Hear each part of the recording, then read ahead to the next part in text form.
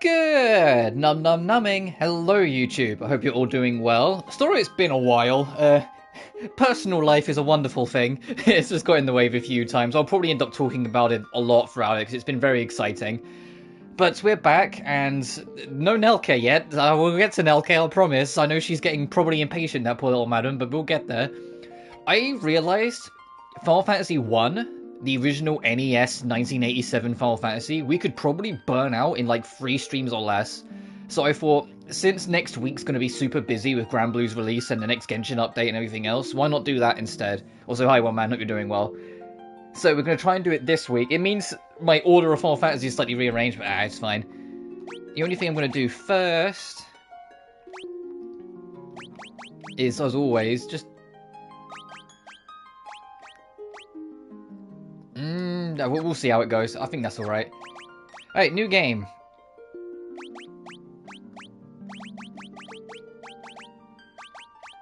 Now the fun begins. Now we have to come up with names. I've got 3 names pretty, like, figured out.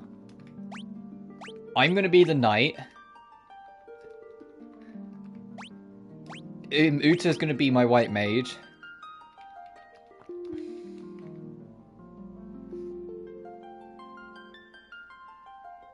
No, I like Nelka, I just keep on not getting around to it.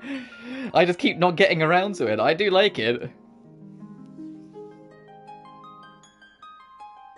I don't know if I will finish it on stream, just because there's so much coming out soon, so it's like, I'll probably like do a few more streams of it, and then just see how it goes from there, but I do genuinely like it.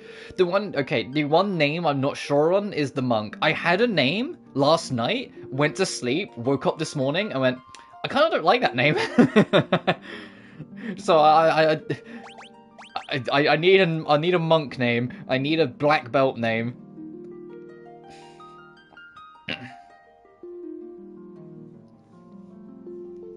Well, I was so ready. I was going to call him Okami, but like when I woke up this morning, I was like, nah, I don't want to just call him God. Stream it. Oh no, I do want to, and I do want to stream it. Listen, with some of the releases coming up, I will have to kind of put a pin in it, similar to how I put a pin in it in Zero Escape, but I do want to get a couple more streams on it before that happens.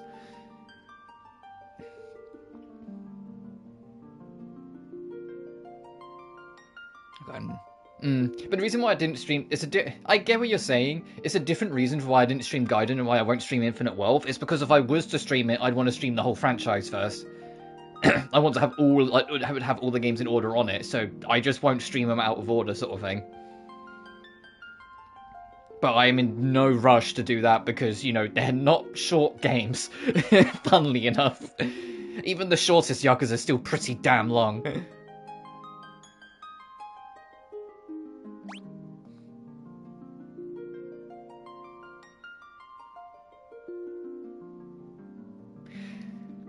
You know what? I know he kind of isn't really a monk at all. I'm calling him Noel. I'm calling him Noel, as in Final Fantasy 13-2 Noel. Let's go. So our 4 Warriors of Light is Robu, because I'm me. Uta, my second favorite character, like second favorite female in a video game. Noel from Final Fantasy 13-2, because I've had the 13 trilogy on my mind recently. And Luna, because it's a character from my book, and she's a mage. She's a mage in my book. So I was like, perfect. Also, this is, Final Fantasy 1, 2, and 3 are the games I will be playing with the remastered soundtrack, not the original, because I genuinely like the remasters. The world lies shrouded in darkness. And oh, sorry, well, man, I've already put the names in. Final Fantasy 3. If I get the Final Fantasy 3, we'll figure it out.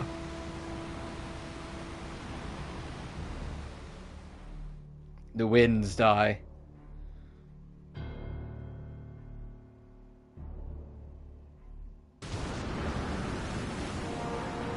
This intro is hella slow and you can't skip it, by the way, so, the seas rage. Also, let me know how the volume is, if it's like kind of loud compared to me, or if it's alright or whatever. because it sounds kind of loud in my ear, but Final Fantasy VI sounded kind of loud in my ear, and when I heard it back, it wasn't too bad. The earth decays.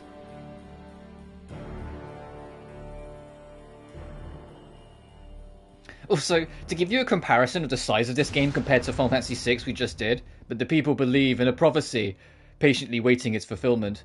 Final Fantasy VI had 7 pages of notes to this. Final Fantasy I has 2 pages. And darkness veils the world, 4 warriors of light shall come. After a long journey, 4 young travellers did at last appear, which is why I think I can get it done in 3 streams. And the hand of each was clutched a crystal. Similar to Final Fantasy IV though, we're going to be starting this game with grinding, because like with Final Fantasy IV, I'd like to be around level 4 or 5. So I continued refrain chord and I feel conflicted on it. Why do you feel conflicted? Is it just not like that fun or not as good? Oh, FF1. It's weird, I'm going to be honest, it's weird seeing a world map for Final Fantasy 1. Because I play either the NES version or the PSP version. And I'm just not used to there being like a map on full display. And you can kind of tell it wasn't built with you seeing the map, because you look at the bottom right and look at how like mazy it looks. Also, this is like the only Final Fantasy game that has a unique track in the soundtrack for just being on the pause menu. Every time you pause it, this plays. But first things first, before we go and actually start fighting, I'm going to take a step either left or right and go into Cornelia, or Cornelia. Because you start with some basic allowance.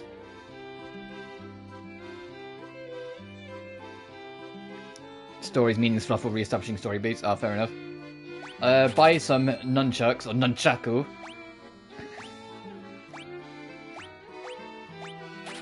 Get that, and get that. Bam.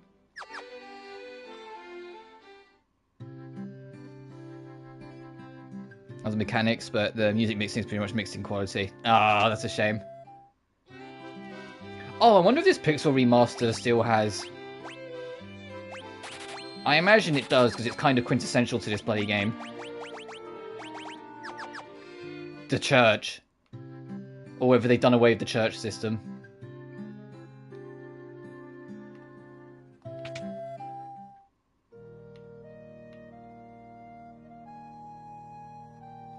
I think they do. Ugh. Final Fantasy 1, being the very first one, has a few systems and mechanics that are obviously just cleaned up or changed as the franchise went on. The church is like one of the more egregious ones, so I think it is in it. The way it works is when a character falls in battle, if you don't have a Phoenix down or, like a revive spell, you can't just go rest at an inn and they'll be a-okay. You have to go to church and have them resurrected. No, I'm not kidding. No, actually, I shouldn't do basic shopping yet. Before I do that, we need to get some spells, and I need to explain how spells work, because they don't work like normal. Firstly, every spell is categorized by a level. As you can see here, all these white magic spells are all level 1. You can only equip 3 spells per level, so when you look at this list, you need to pick what 1 spell of the 3 here you don't mind not having. Because you just won't have it. Some Discord in the Catholic Church. So like, for in this instance, I don't care for Blink. I'm not that fussed about evasion, I would rather just make sure we hit. So I'm going to take Cure, and you can see that there's 3 slots here. So I'm going to put Cure in. Dia does undead damage, because the idea of using Cure on an undead enemy to harm them wasn't a thing in 1. And Protect to raise defense. That's her 3 spells for level 1. And we go across to the Black Mage shop, literally next door. It's the same idea, but with black magic. And with black magic, we have Fire, Sleep, Focus, and Thunder. I'm going to take Fire, Thunder, and Sleep.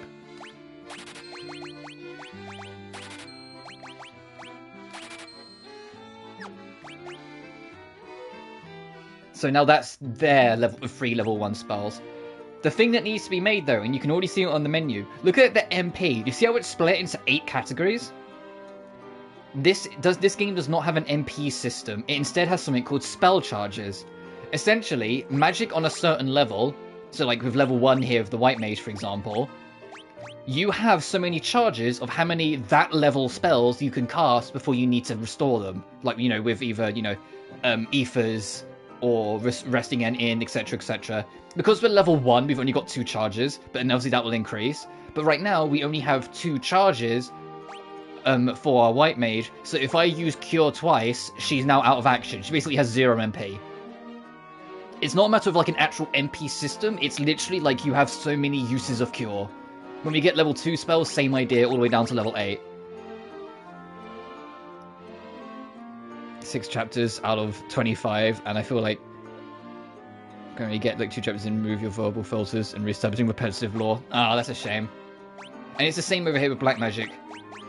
Obviously, like I said, when you level up, you get more charges, and it's how you start even getting charges on later levels. It's their way of balancing as well. So, like, if you go to a late game shop, or, like, find a late game shop early, and buy, like, level 7 and level 8 spells, you probably won't be able to use them anyway, because you'll have 0 charges, because you need to be a high enough level to unlock charges for it. Get what I mean? 25 chapters, it can be done in 10. Yeah, I hear you. I hate it when games are like that, or like in stories in general like that, where it's like, you could have like halved the word count on this and it still would have been fine. Like, it just becomes unfiltered fluff. Like, it feels like there should have been a director's edit, like a director's cut in.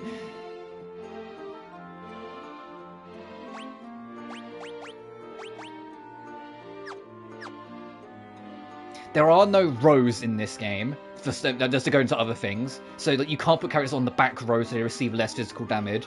And additionally, this is before the ATB system existed, so this game is pure-blooded turn-based RPG. You take a turn, the enemy has their turn, you take your turn, the enemy takes their turn. There is no bars, there is no time moving, there's none of that, you just have your turns.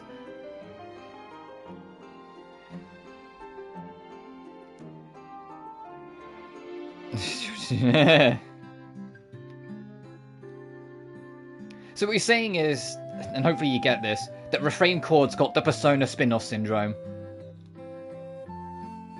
It's a well, it's like you climb inside, but you can't really.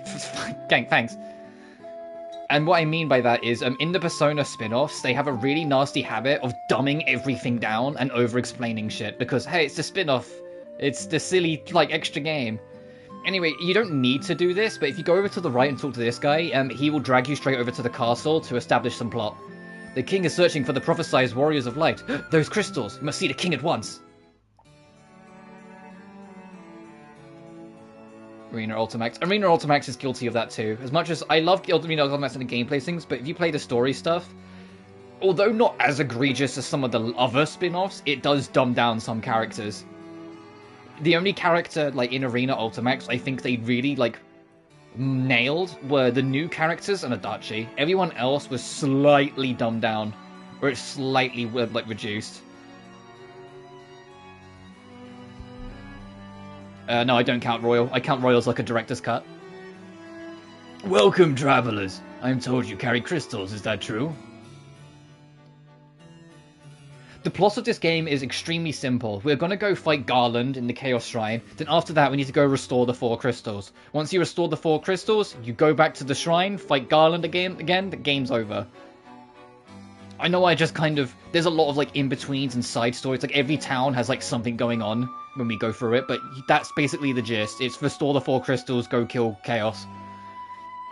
It's just as Lucan prophecy foretold. When darkness veils the world, 4 warriors of light shall come. Your Majesty, we cannot be certain that these are the warriors foretold in the prophecy. Yet they stand before us with the crystals. I cannot dismiss this as mere coincidence. A lot of frustration things, but also a lot of things it does. Oh, fair enough. Crystal Bearers, it was a task I would ask of you. Will you rescue my daughter, Sarah? Garland, a knight once in His Majesty's service, has abducted Princess Sarah. If you want to know more, play Strangers of Paradise. I ask that you aid his name of His Majesty, the King of Cornelia. Garland has taken refuge in the Chaos Shrine, which lies to our north. Of course, we did attempt to save the princess ourselves, but Garland is the finest swordsman in the kingdom. By that, he's level 4. We have none that can match him. I've heard that you wish to journey to the continent to the north. The bridge leading north is lost long ago, making passage impossible. If you rescue Sarah, I will have the bridge rebuilt as a token of my gratitude. Hint, hint, your exploration area is super tiny until you don't do this. Story beats are really interesting and some new stuff create. Paranoid, depressed atmosphere for the game, except for the basic music. Yeah, I think that's the thing that almost makes it more frustrating when you get games where it's like, you see the magic, you see the ideas, and you see the potential. Like, maybe one chunk of the team fucking nailed it, like in this instance, maybe the writing team. But then there's, or like writing team in terms of atmosphere. And then you just look at other parts and it's like, man, if this all came together, do not fail me.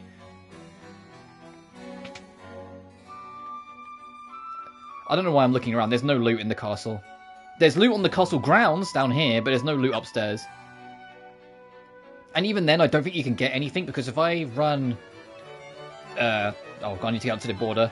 We need a Mystic Key. Because this game's got some old RPG tropes in it. It's like, it had, like 80s, like I don't know how to describe it, like super 80s style tropes. There's a special key you need to unlock these doors, and I'm pretty sure almost all the chests in this area are behind this door. To get it, we need to go under the bridge once it's built, but to do that we need a boat, so we're still a ways off yet. That music's cleanly done for intent. Speaking of battle music, you know what track's been in my head recently that's like put me more in the mood? I've had Death End Request 2's first battle theme in my head recently a whole bunch. I'm like, man, I forgot how much I love this track. I vastly prefer it over the late game battle theme, even though that one's still good. Speaking of good music, though.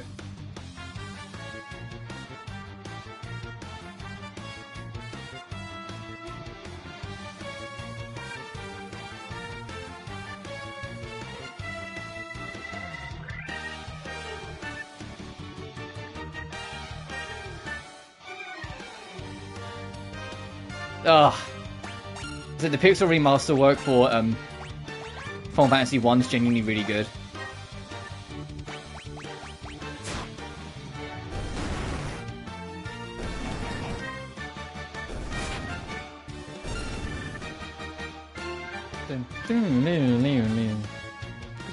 Yeah, I genuinely love most of Dirk 2's soundtrack. In fact, a lot of Dirk 2's like quieter and atmospheric tracks I would have as background noise when I was writing, like some of the more darker or atmospheric chunks of my book. I genuinely have a lot of time for Dirk 2's soundtrack. I have a lot of time for most of Dirk 1's soundtrack as well. I just don't think it's it hits me as well as Dirk 2's. But anyway, as you can see, the turn-based system and how you figure it out, it's comparable to like Atlas Sophie 1, where like you pick every character's actions first and then you see it play out. That you don't do it one character at a time. You pick everyone's actions, see what happens. Pick everyone's actions, see what happens. So there is a little bit of like forward thinking at times, where it's like you have to pay attention to what's going on and like preemptively have a character like do something about it.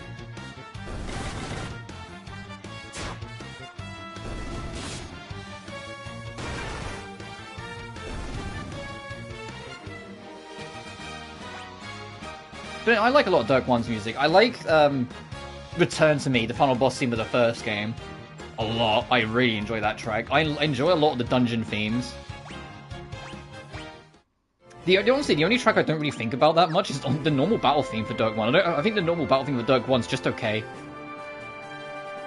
But we're not going to go straight up into the Chaos Shrine right this second, but I want to grind to around level 4-ish. The piano part? No, the piano part... The piano track is phase 1. I'm talking about phase 3, the final phase, where you get the vocals come in, and the track's not long because, you know, it's a Compile Heart published game soundtrack. The soundtracks are never fucking long, but the tracks themselves are never long. But it's like a minute 20, I want to say. But it's genuinely like just got some power and emotion behind it that I really enjoy.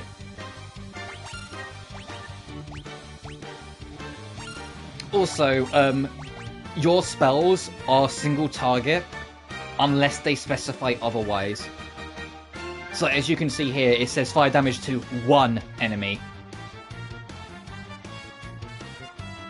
It doesn't let you group target unless the spell specifies. Later on we will get spells that will specifically say X thing to several targets. Also, the wolves have kind of high evasion for early game. Come on, complaining me out. Alright.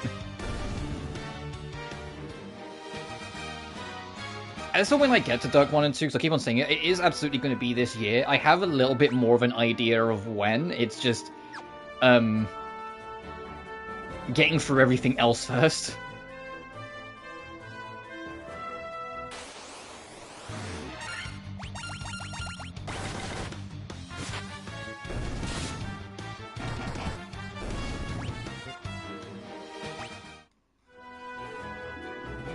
Oh, what items do I have, actually? I have no items whatsoever. Okay, once I need to actually get, like, something, like a tonic. Oh, actually, are they still called tonic, or have they updated the naming to just call them potions? I should look.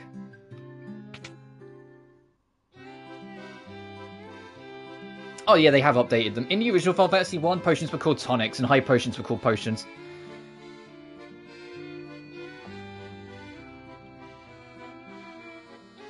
Section is,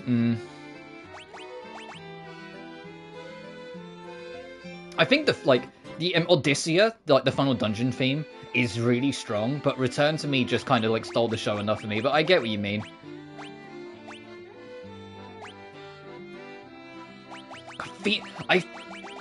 You know I was talking about, you have to go to the church to revive? You know why they kind of push it? Look at how much gil we have from all the fighting we've done. Look how much a Phoenix down is. It's like, you're not affording it.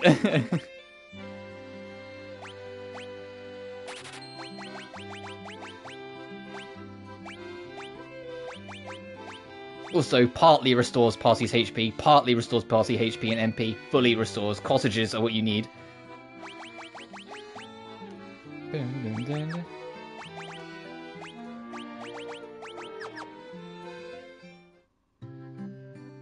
No, it isn't.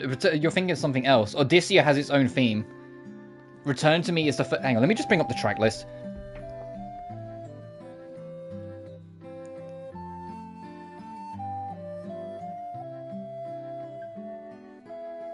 No, not Death End Request 2's OST. Yeah, my YouTube knows me too well. It's like, it's Death End 1. Yeah, no, they're different tracks. They're both vocal tracks, but they are different tracks. Return to Me only plays during It plays during two instances. It plays during a cutscene where Rapuka's about to kill everyone, and during the third phase of the final boss. They're the only two times it plays. Is this it? Hang on. I've got to mute my mic so I can hear it.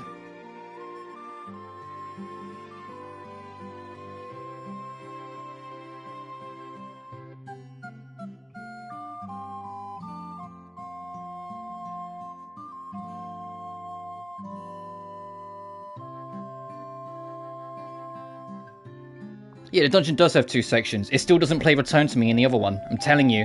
I am telling you, it does not play Return to Me in the other one. It only plays Return to Me in two instances. The Rapuka cutscene, which might be where you're getting confused, because, the cutscene's when you're fighting Rapuka halfway through it. And the final boss theme, when you fight in Phase 3. It does not play in other place. No, it really doesn't, dude. It really, really doesn't, I'm telling you.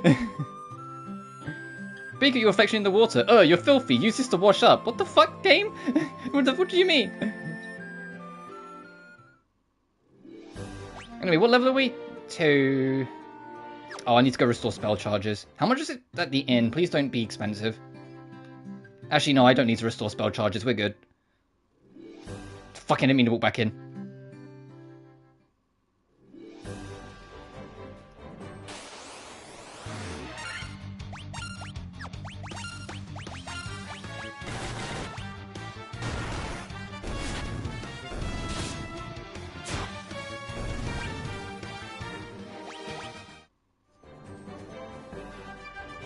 My guy, you can argue with me all you want. No. I don't know how else to put it. No.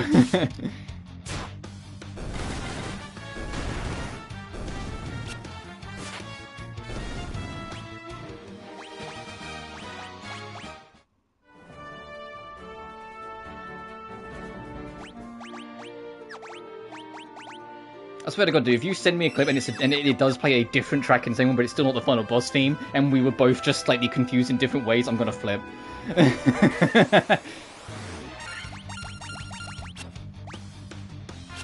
I like how that thing tried to run away. Hey, yeah, I'm not done with you, Goblin. We're not level 4 yet. How close am I, though? Oh, about 50 experience, Earth. And then I will rest at the end to get my spell charges back.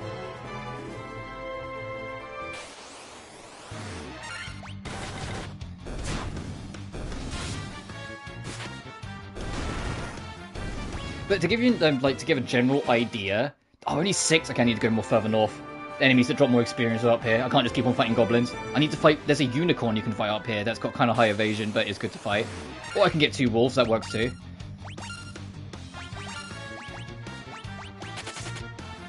Or 1 wolf, I guess.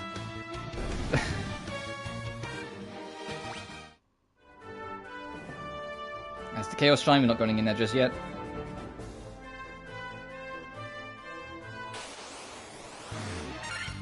Oh, here's a healthy amount of enemies, here we go.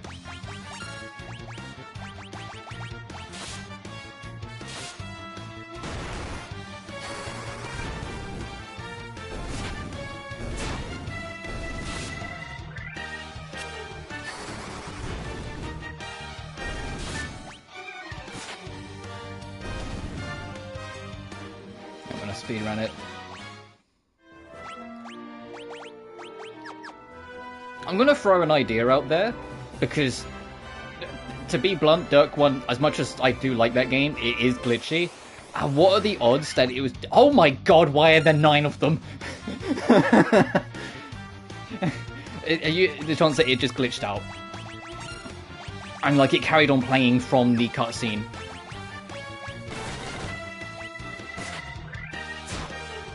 Because I've had that a few times in Dirk 1 where cutscene music carried over into the overworld music when it wasn't supposed to because of a glitch.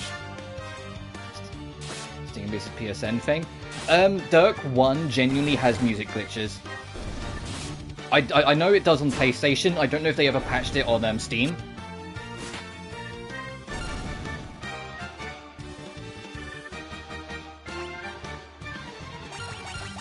I wouldn't be surprised if they did, because, you know, it's actually free to patch your game on Steam. It costs you money to patch it on a console, which is why Idea Factory almost never push their patches onto console. Oh, we're so close.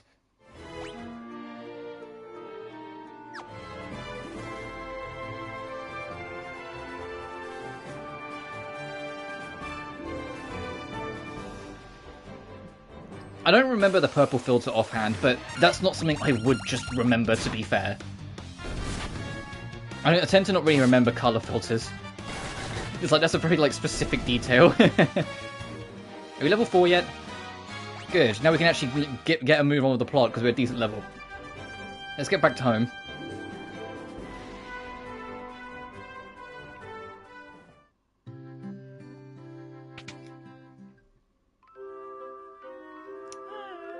So I just got WhatsApped an image of my niece.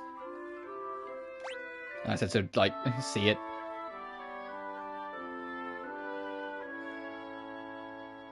I love my niece. She's so cute.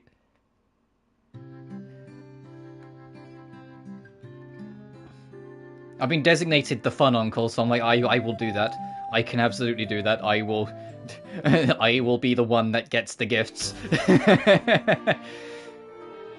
Anyway, because we've leveled up a few times, we now have 4 spell charges in our level 1, and as you can see, we have 2 charges in level 2, even if we have no magic for it. So when we do get level 2, we can start using them.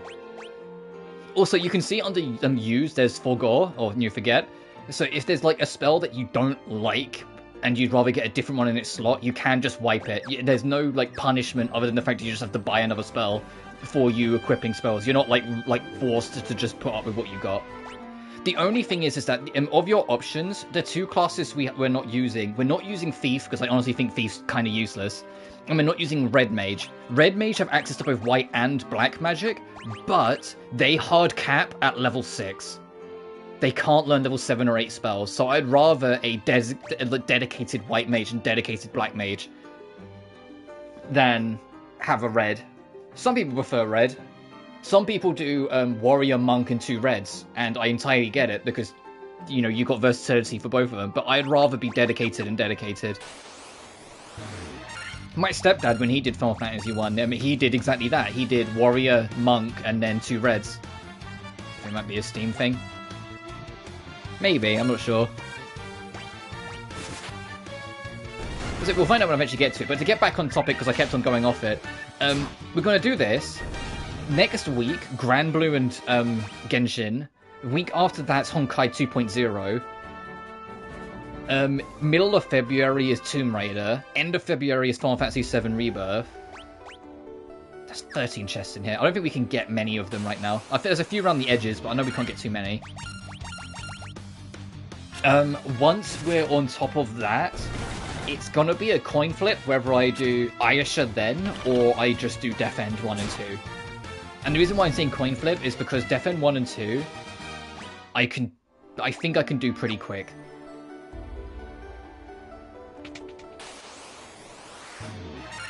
I know what I'm looking for and what I'm doing. So I love these skeleton enemies. Look at these guys. Look at these boys. I think they count as undead, so I'll try using Dia. The only downside is that if it's not an undead enemy, Dia straight up just does nothing and you waste a spell charge. Okay, they are undead. Good.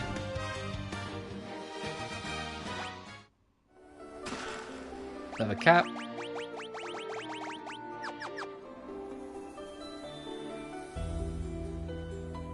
The dungeon that has the music, which is what I've been saying. Which is exactly what I've been saying. I said it plays in the cutscene when you go with Rapuka, and then I think it might play it like the cutscene of the final boss, and then it plays it in phase 3. That's what I've been saying. Also, damn, this remix of Chaos Shrine. Some of the remixes I haven't heard for FF1, so forgive me if it become kind of reactive. Hold on. Where we need to go is actually dead in the center. We'll actually be coming back here at the very end of the game, like I said, and the whole place will evolve into a full dungeon then. So I could have cleared this place out whilst I was level 1. I think one or two of these chests somewhere are locked by that damn key again. Oh, there's a lot of you. Oh shit.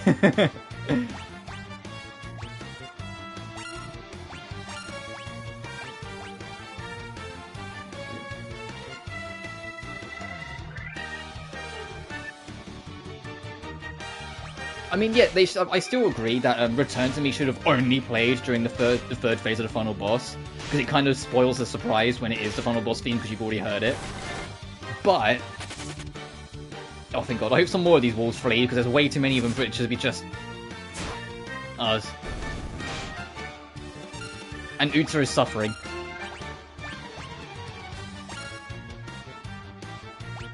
It doesn't play for a whole dungeon.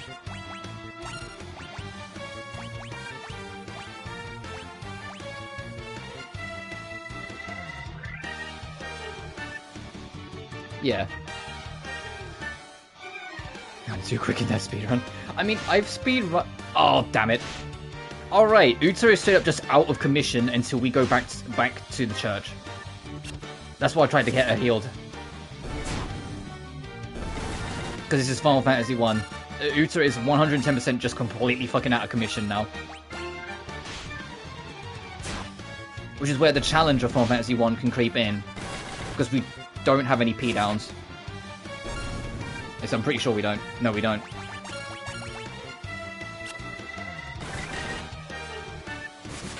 And it's a shame too, because we're probably going to get a lot of experience from this. Yeah, fuck.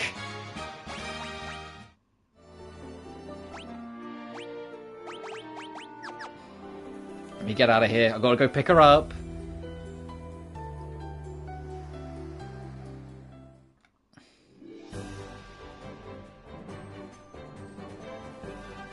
Skip, but so I see where it was handled. Yeah, I agree that they shouldn't have played it in the cutscene because it kind of spoils the surprise a little bit.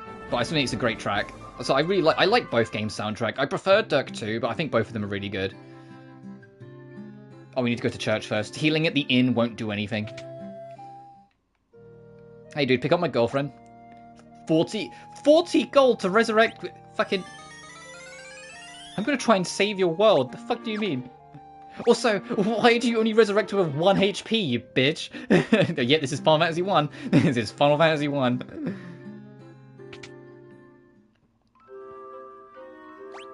So you effectively have to spend 70 gil just to make sure your party's back in full action.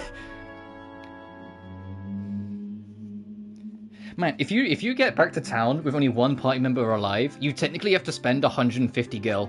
And we only have 395 at current. We don't even have enough for a Phoenix down. That's what I mean, was like, this game, there is an adjustment. You have to kind of feel it out.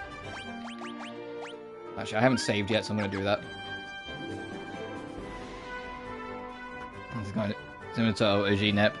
Good tracks, but poor implementation. The biggest wind-up I had with NEP, with its music, was, I don't know if it's the same in the original, because obviously I haven't played them yet, but in Rebirth, they just reused the final boss theme for Rebirth 1, Rebirth 2, and the first phase of Rebirth 3. And I was just like, what the fuck? Why isn't there a new final boss theme? Why is it just reused the same track for 3 games straight? I think I actually brought it up in my reviews at the time that I was annoyed at it. Which, speaking of, at some point, one of the games I've kind of got on my list of stuff I might do reviews for at some point is NEP. To go back and review NEP 1.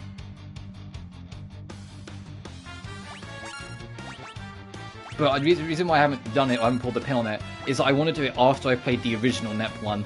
And then, because I want to make the review partially a comparison between all the versions. Well, all the versions excluding Rebirth 1 Plus, because Rebirth 1 Plus is just Rebirth 1 with all its DLC. That was released separately on Steam. It's like, no, I'm good. But not yet, because I've got a lot to do. Okay, this is the door that's locked by the Mystic Key. So there's I think 3 treasure chests in there, and we just can't get them yet. We have to come back. Oh, Jesus Christ, this chaos shrine has so many enemies.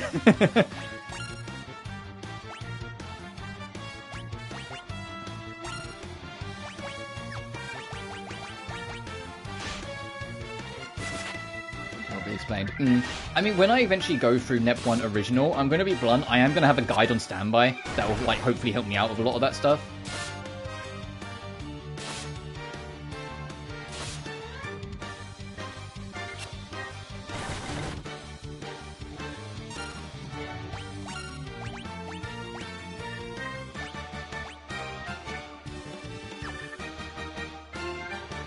Luna's at half, fine, I will heal her.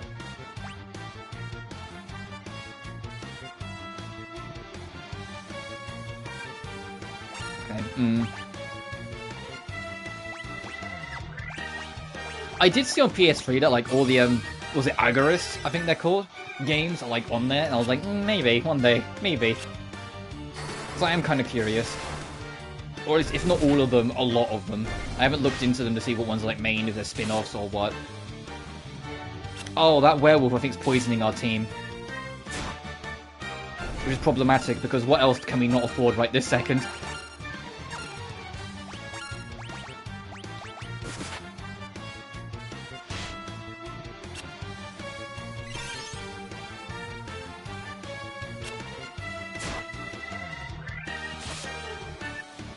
Oh, fair enough.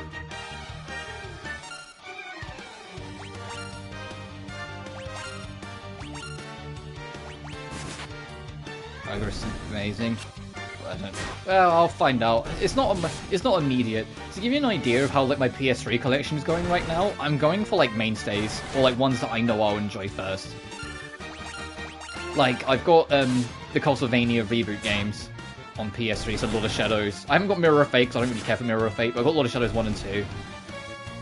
I did the Tomb Raider Legend trilogy and platinumed all of them, which really opened my eyes to a few aspects about that trilogy that I just never really noticed, because I never really bothered to go platinum them until, like, you know, recently. The main one being, holy shit, Legend is hella fucking short. Because I always took my time and got all the rewards, or basically the collectibles, when I played it. So I just never registered. If you're just, like, not doing that and going through it, you can do Legend in, like, under 2 hours. So when the speed run, like, was like, hey, beat each level individually in under 20 minutes, I was like, what the fuck, that's absurd! And then you go do it, and you're like, oh, it's actually hella short, never mind. It's actually really easy, it's actually generous. You finish it in, like, half that time limit. It's a hella easy speedrun trophy. And you're just like, what the fuck, what do you mean?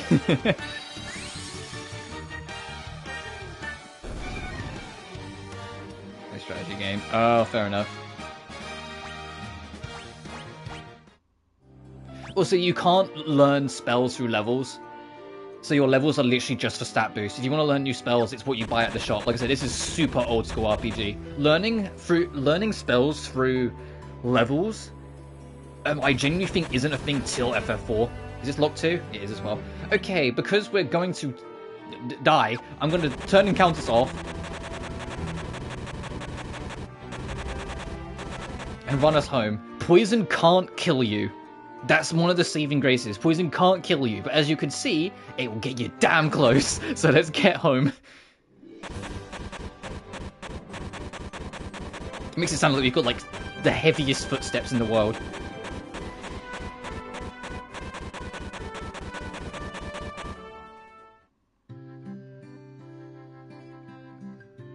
Training requirements. Yeah, that's something that genuinely annoys me with a lot of, Compile Heart and Idea Fact, like Compile Heart published games, is some of them, when it comes to like endings and shit. Some games have really annoying prerequisites for endings, and what makes it worse is that some of them have really annoying prerequisites for endings, and then the endings aren't We're still poisoned. Fuck! I forgot how mean this game is.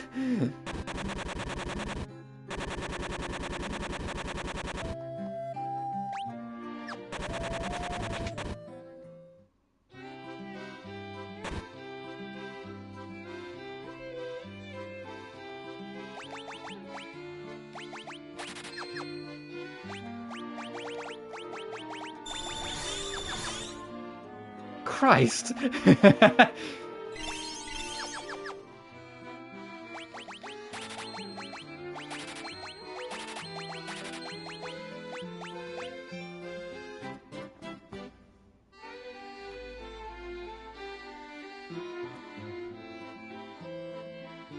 Generation in the first game. Oh jeez.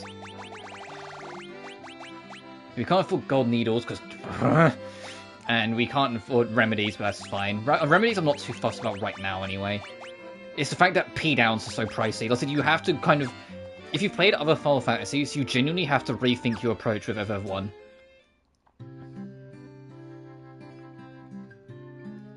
It's like going from Riser 3 back to Riser 1 in terms of how much money you do and don't have.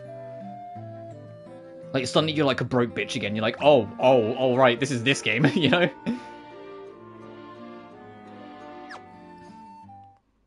The only thing I... oh, excuse me. The only thing I, genuinely think is unfortunate with this Pixel remaster is because it's based on the original and not the PSP version.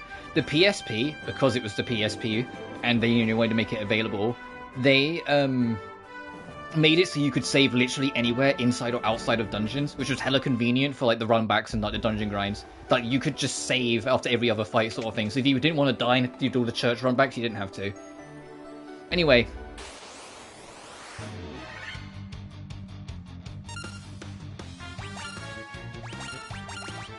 Almost anyway.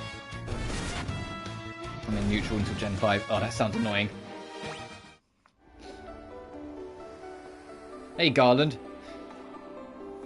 The king will have no choice but to exchange the kingdom for his daughter's life. Cornelia will be mine. Huh? Who's there? The king's lapdogs. Do you have any idea who you're messing with? You really think you have what it takes to cross swords with me? Very well. I, Garland, will knock you all down.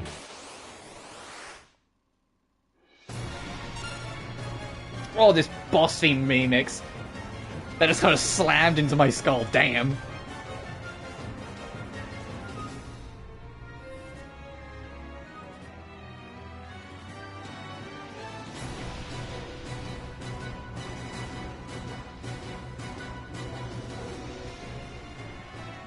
So what you're saying is Aggregus is hella fucking annoying to get endings for, unless you're like following a guide extremely strictly. Got it. Bum, bum, bum, bum, bum. I think Garland's weak to electric.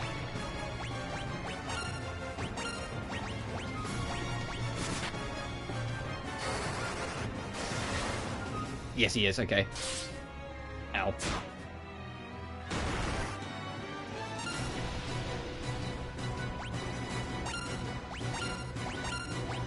God, they really like dramatized up this boss scene. I mean, it sounds like dun dun dun dun dun dun dun dun dun dun dun.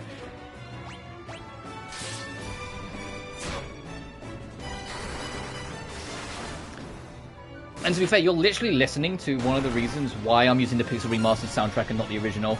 Because in the original Final Fantasy 1, there was only one battle theme across the entire game. Starting with the PS1 remaster, they made unique boss themes and a unique final boss theme for Final Fantasy 1.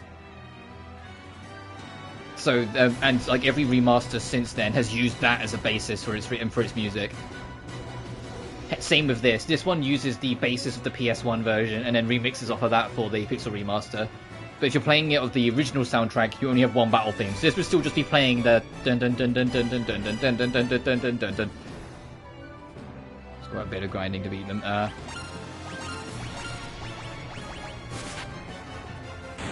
Hey, there we go.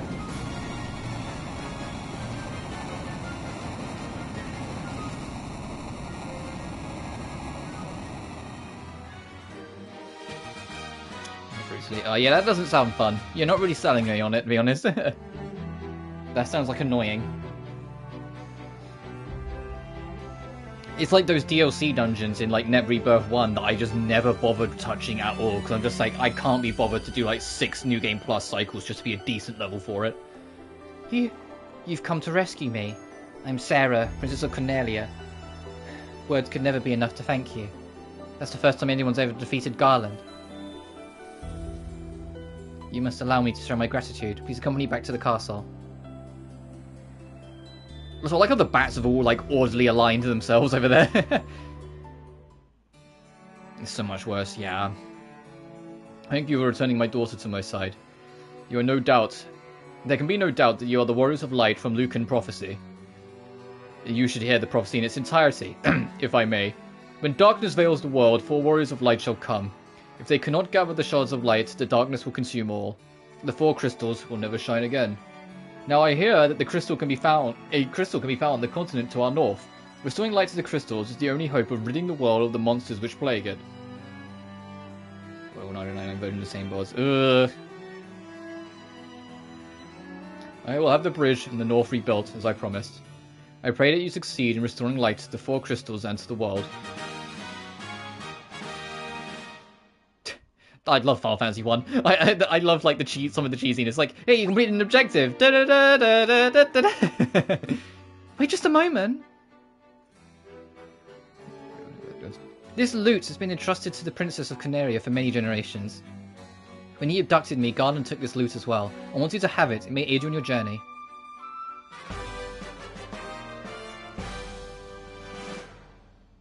Oh, what's the loot for? Is it for the Elven Keep? Oh, no, it's not Elven Keep, Elfheim. I think it's for Elfheim. It's a key item anyway.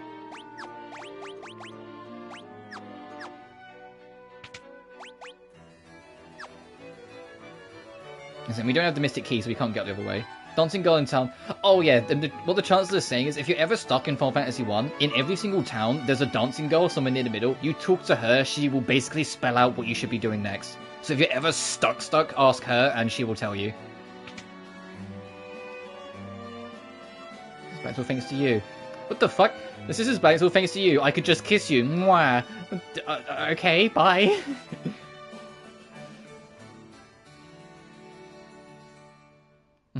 But I still recommend it to newbies on one ground. Don't go for true ending. Oh.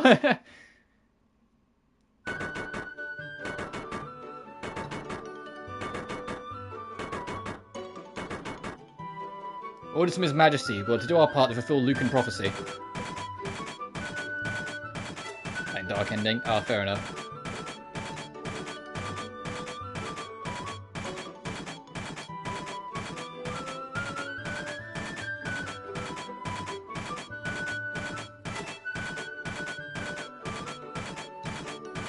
To the first game. Alright.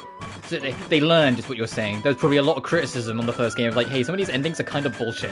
And they went, okay, fine. What does that bridge have to do with the prophecy? The 4 Warriors of Light are here. They're here from Cornelia.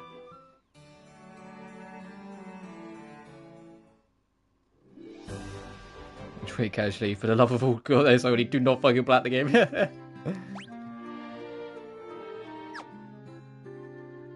So if you talk to her, hi, I'm dancing. You want to dance with me here? Why are you still here? When you're supposed to be crossing that bridge to the north, you must really want to dance with me. That's what I mean. The dancing girls will spell out what you're supposed to be doing. So it's like saying, hey, go fucking north, you idiot, come on. How much money did I get off him? Oh, I still haven't got enough. I just want one Phoenix down. One Phoenix down. I want one allowance of fuck up. Come on. Also, that's how ethers work. Restores 1 MP charge for each magic level.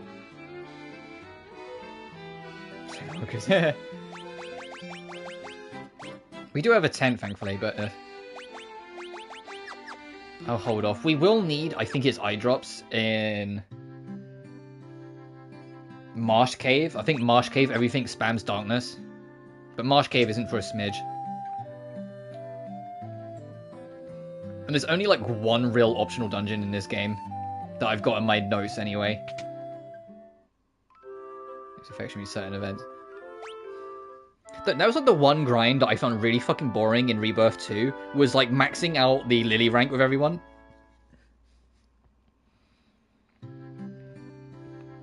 It's like, 'cause even if you equip the drive that like boosts Lily ranks and like super boost it as much as you can, it still takes forever.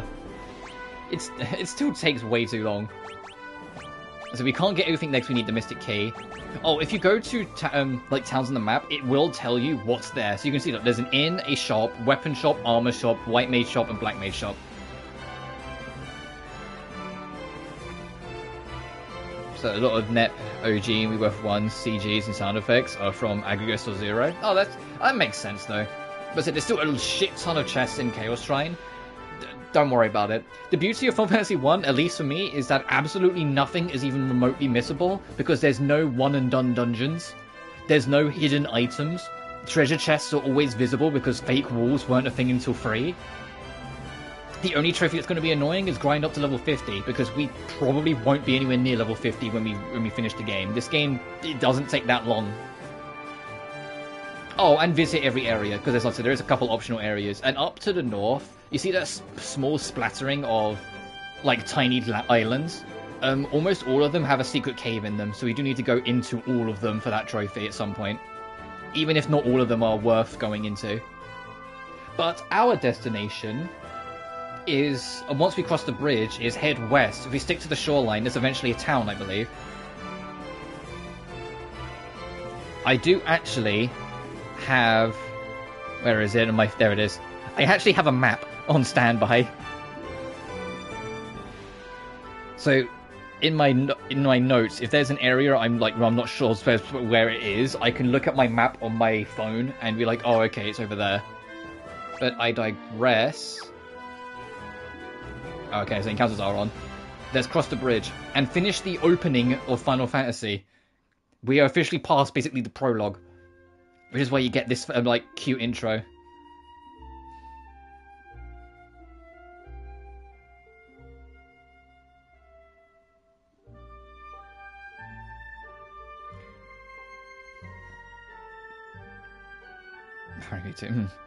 And so their quest began. As the 4 warriors of light, they felt overwhelmed by the great task destiny had placed before them. They did not even know the true significance of the 4 crystals they held in their hands. The crystals that once, long ago, held a light that shone so brilliantly. Yes, the text scroll is this slow. The time for their journey had come. The time to cast off the veil of darkness and bring the world once more into light. About the miniseries as a severe case of... Okay, out your own way. Oh, fair. The only, trophy that's kind of sneaky, and I can't remember the cheat code for it, but it is that directly tied to a cheat code. When you get an airship, if you put in a certain button combination on the pause menu, you can access a secret minigame. It's just a weird little Easter egg they chucked in Final Fantasy 1, but in the Pixel Remaster, they made it a trophy, solved that minigame, and I can't remember what the fucking cheat code is, so I'll probably just look it up after we get an airship. But you unlock, a puzzle minigame.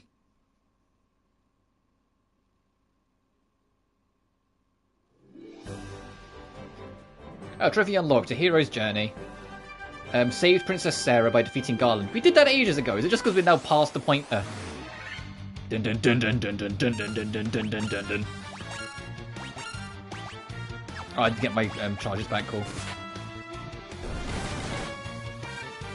Oh god, yeah. And in comparison, this game, I think on my PSP save file, my 100% file is like 16 hours. It'll probably take me a bit longer because, you know, I'll stop and smell the roses and chat. Whilst when I was playing it on PSP originally, I kind of just burned through it. But anyway, if you go, like, east and stick to the shoreline...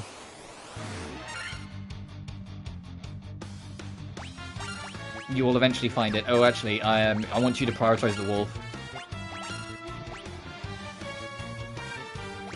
Compile an idea factory, how fair. Oh yeah, I do remember you saying that. Also, can you see the defense difference? This is the reason why you keep a knight with you. This is why when you're deciding your party, make one of them a knight, because the knight's the one that will take the damage. Look at this. Every single hit's 1, 1, 1. Meanwhile, my white mage, she gets hit by anything. She gets fucked up.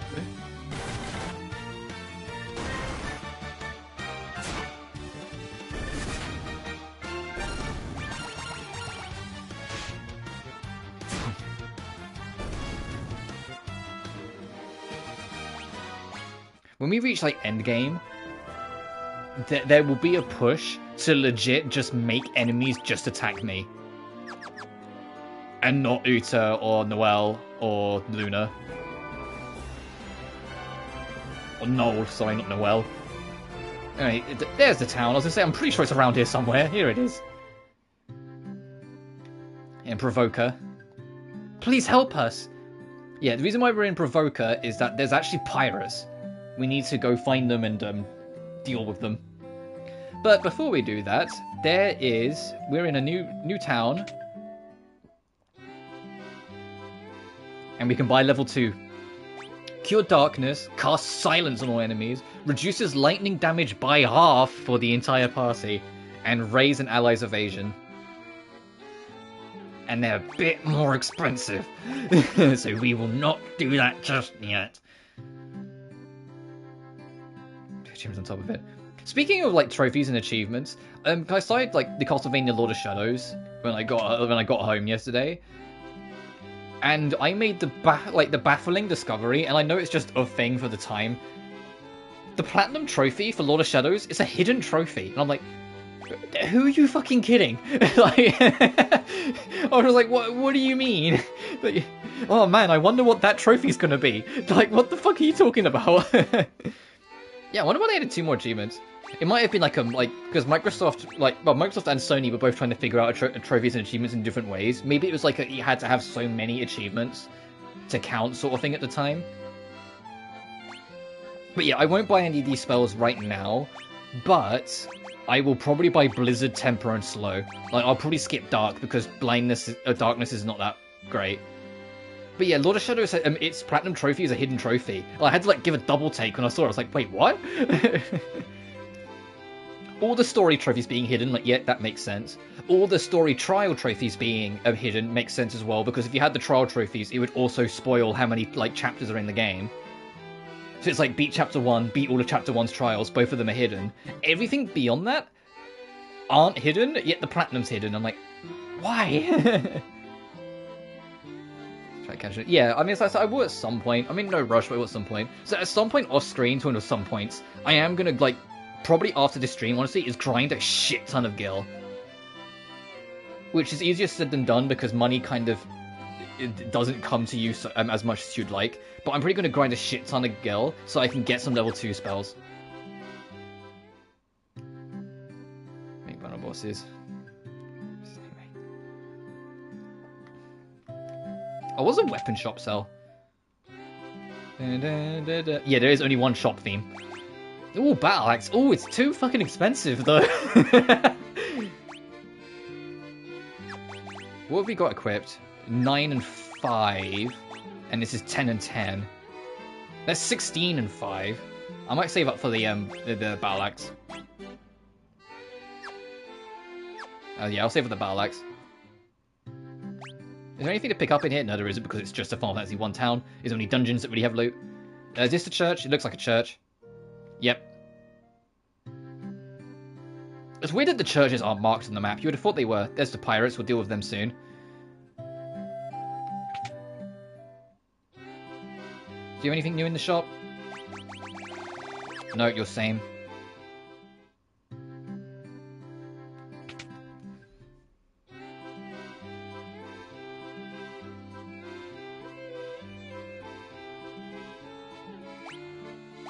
Oh, I don't know. Oh, I'm fucking chilled.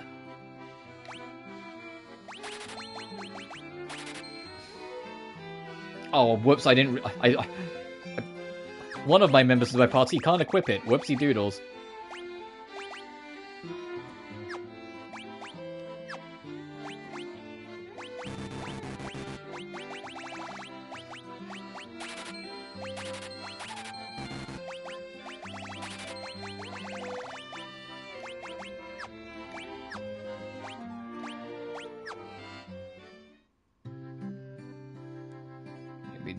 Images behind it make it worth a piece of admission. Price of admission, cool abilities, something really cool. Fair enough. Okay, so we will go fight the pirates. I just want to make sure everyone's in tip-top condition before we do, which we're not. As I say, I don't think the pirates are too bad. How much do we charge? 50 gil!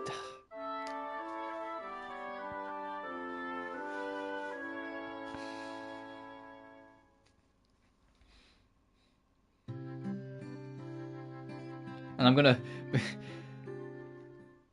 leave so I can save, which is what I mean by like there's a few things I prefer about the PSP version, because in the PSP version I could just save now. I wouldn't have to go out of town to do it.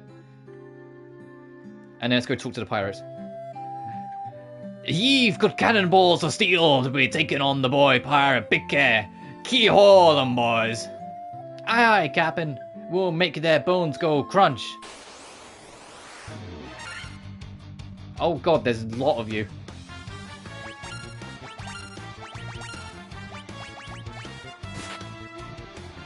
The reason why we're doing this is that if we can deal with the pirates, we can take their ship, and then we can start going onto the water.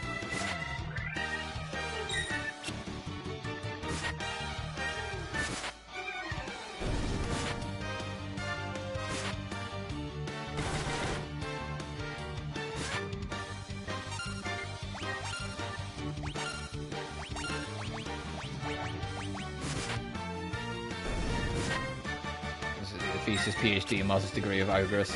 Ah, fair enough. Or Agris. I know I'm going to say Agris. Like, my dyslexia just keeps on kicking in every time I go to say that.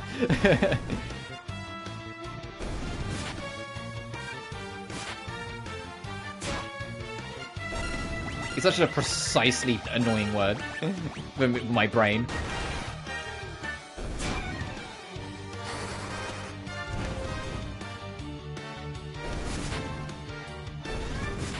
Nearly there. We can just bum rush them.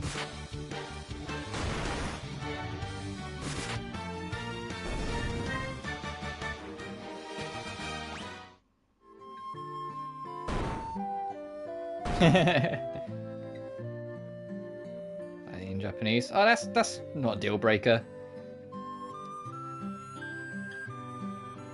I'd be most sorry, young masters. I'll be making no more fuss, I swear.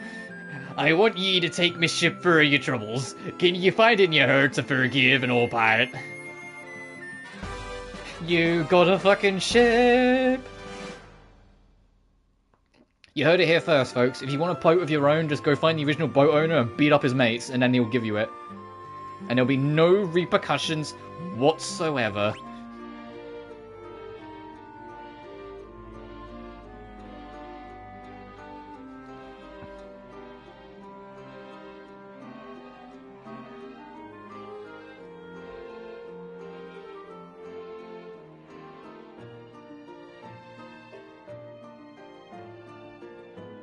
So let me just deal with the spammer. There we go.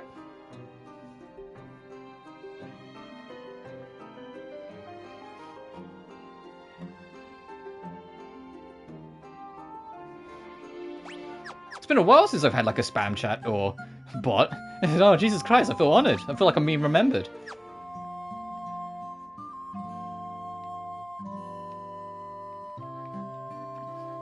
I used to get like 6 a stream. Dying where competent iffy, but the money.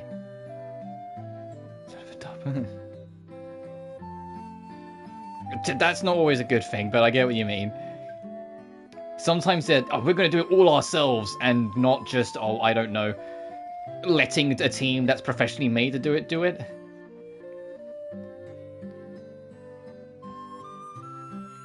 Anyway, I think the ship's just outside of town.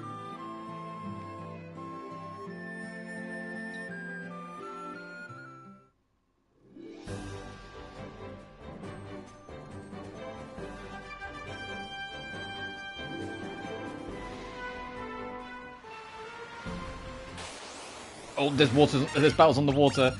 I nearly said waters on the battle, my brain. Sometimes. The fact I even get up in the morning is a miracle.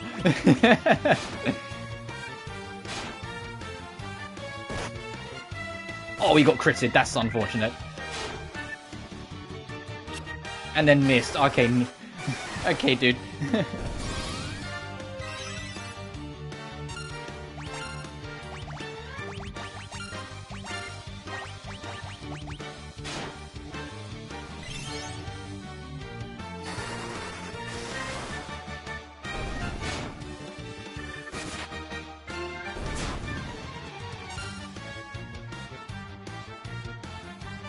Yeah, but the reason why they get professional studios to do it is because it actually doesn't sound like shit, and you're getting professionals then.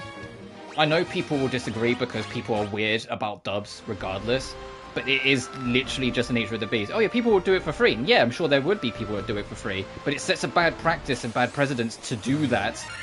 It's like, hey, you can just get people to do it for exposure, which is a horrendous fucking thing to do in the industry under any fucking circumstance, because you're just exploiting labor. No, pay people. Pay a proper organization to do it properly.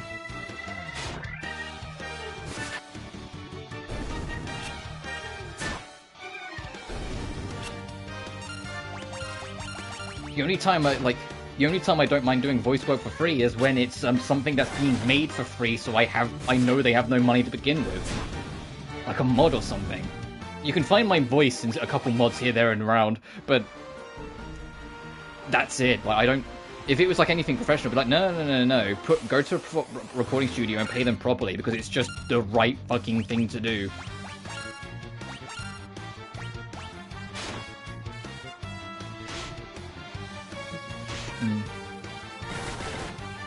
If any company that has the ability to give you money is saying, oh, we'll get free labor to do it, they're not a company worth working for. Or doing anything for, no matter what. So no, Idea Factory, Absa, 110% did the right thing. Or Compile Hard, it was probably them that decided it being the publisher, if they wanted to have a dub in to do it that way. If you have the ability to have money, you spend it. When you're getting a talent in, you don't rely on favors. It's only when there's literally zero money and it's a fan-made work that I then be like, oh, whatever.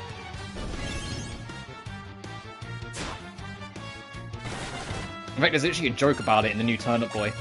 Speaking of, can that come out on PlayStation, please? I want to play the second Turnip Boy game. The original game was so fucking stupid and fun. Turnip Boy Committed Tax Evasion was like one of my favourite games of last year. Like, unironically. It was such a stupid little game I played on my birthday. I want to play Turnip Boy Robs a Bank. I want to play its sequel.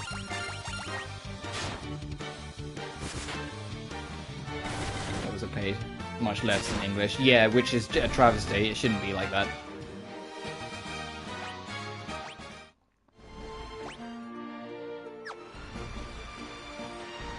Okay, no, we can't go in there yet. We need, funnily enough, we actually need a different boat to go into that still water. We need a canoe.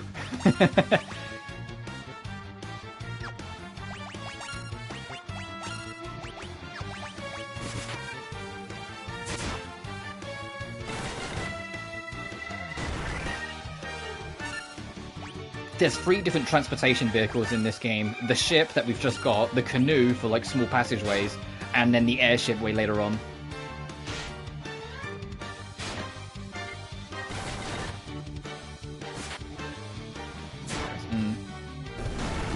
I mean, and even then, English dub voice acting pay rates are still not the best. They're getting better, slowly but surely, but they're still not ideal. Especially considering just some of the workload that people do. It's like, hey, you've just asked someone, especially like if it's like a AAA game, you've just asked someone to dedicate 6 months of their life with no other work, and you're going to pay them basically minimum wage for it afterwards. and maybe even hold their paycheck ransom until the game is out, so they don't even get any money out of it, so they just worked for fucking free for 6 months? Why does this still happen in the industry? Why does this still happen in the industry? And some of it, some of it recently too. There was a whole commotion last year of Genshin where several voice actors of Genshin hadn't been paid because the dubbing agency that Genshin they reached out to was actually, like, you know, rather improper, shall we say, and the Chinese team weren't aware, and when they were made aware, they put their hammer down and made some changes to make sure that they did get paid properly, because several voice talents straight up were not getting paid, or if they were getting paid way too late, like several months after the fact.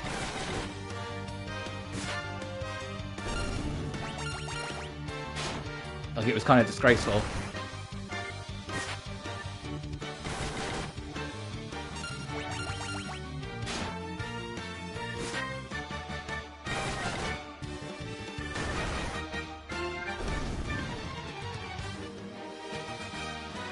Oh, and we got a shit ton of experience out of that. It's always when we get loads of experiences when someone dies.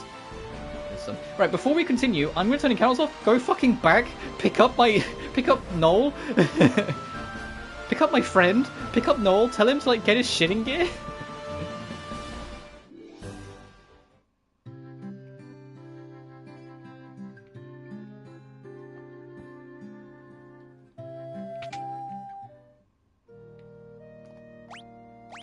$80 gil? Hey, the other church was 40 gil. What gives? What other church? You son of a bitch.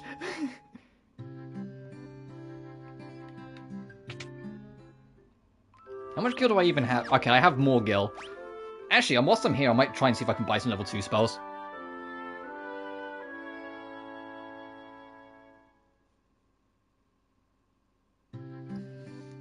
Yeah, I get what you mean, though.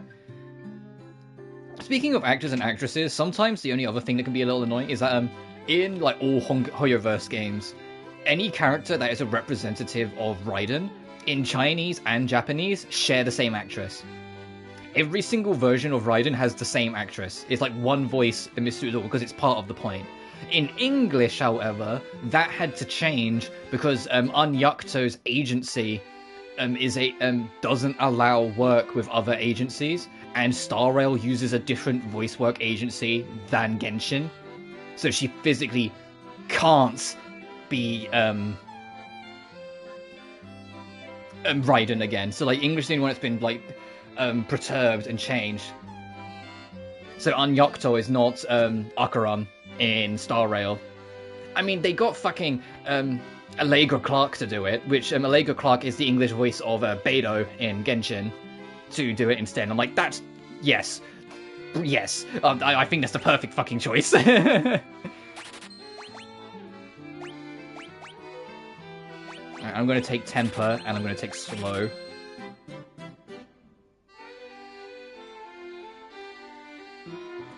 Live streams. Seem to be on Twitter and Twitch. Oh, well, good luck with that, dude. I mean, that's the unfortunate nature of YouTube, is that you basically do everything for exposure at first because you don't have a choice. Don't expect to get any money on Twitter, though, because Twitter is literally self-destructing. Constantly. It's just such a permanent death and slow dismay.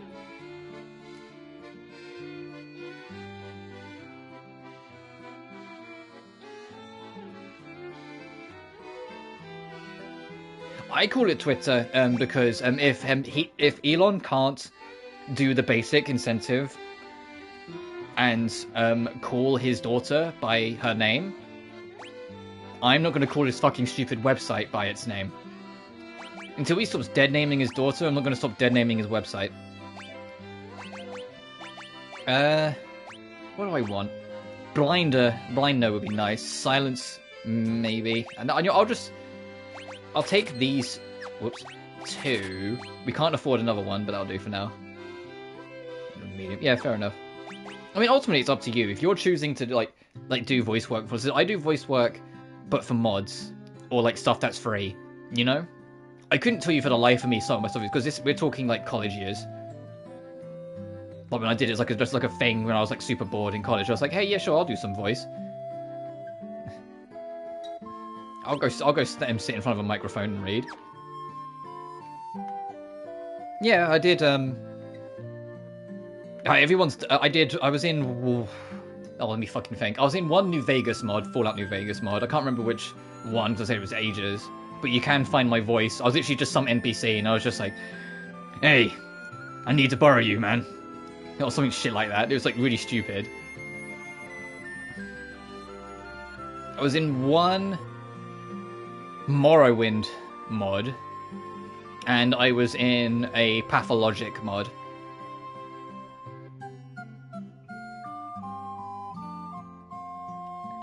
But the thing is, because they're mods and they're made in, entirely the back of people's just hard work, entirely for free, I have no money, it was literally just favors for friends. I was just like, yeah, sure, fuck it. Well, it'll be some fun. It's Pathologic I really want to play, though. And doing it was what made me aware of Pathologic, to be fair. I really want to play it, but at the same time I really don't, and that's kind of the point of Pathologic. For those who don't know, Pathologic was designed, firstly by a Russian team, but it was designed, secondly, entirely on the idea of can we make a video game that's engaging and interesting whilst deliberately being not fun? Can we make something in the medium that is engaging and interesting but deliberately not fun? It makes it enact other emotions from you other than just having fun. And it's a fascinating game, but it's one of the most fascinating games that people don't recommend, because it's like, hey, the whole game's designed to not be fun. Fucking don't play it expecting to have fun, because that's not the point. It's going to kill you, and that's part of the point. For hunger in a sense, I guess so, but we're talking 20 years before the fact. I mean, it's got a sequel that is on modern platforms that apparently is actually even better in encapsulating the idea, so aka it's even less fun technically. But I'm like, oh, maybe I'll try that at some point. And it's always on sale, I just keep on not getting around to trying it. Maybe one day I will, though. I can't figure out in Stockholm. Anyway, we found the docks. We need to find Elfheim, I believe. Which I think is just south? It is. Okay, good. We're good. We're good. We're Gucci. So now we have the level 2 stuff. And so it's say free charges for that. I don't know why Blizzard is a level 2 when it's just basic ice, this basic fine, basic thunder. It should be level 1, but whatever. Brutal unfun, it becomes fun. Yeah, the thing that makes Pathologic 1, because I've watched 2 very, very long videos, and I will actually name drop them because I think both of them are worth watching. Mandalore, whoops, whacked the mic by accident. Mandalore Gaming did a review on Pathologic 1 that I think covers the basis in explaining why it's an interesting game. And if you're interested in it beyond that, Bomber Guy did a near 3-hour breakdown on why Pathologic is one of the most genius designed games ever made that he could never recommend. Even when it's one of the best games I've ever played that I just can't recommend because it's how it is in nature. And I ended up watching both of them in detail, and I just found the whole thing fucking really fascinating. Because it is a fascinatingly designed game, and how it implements itself.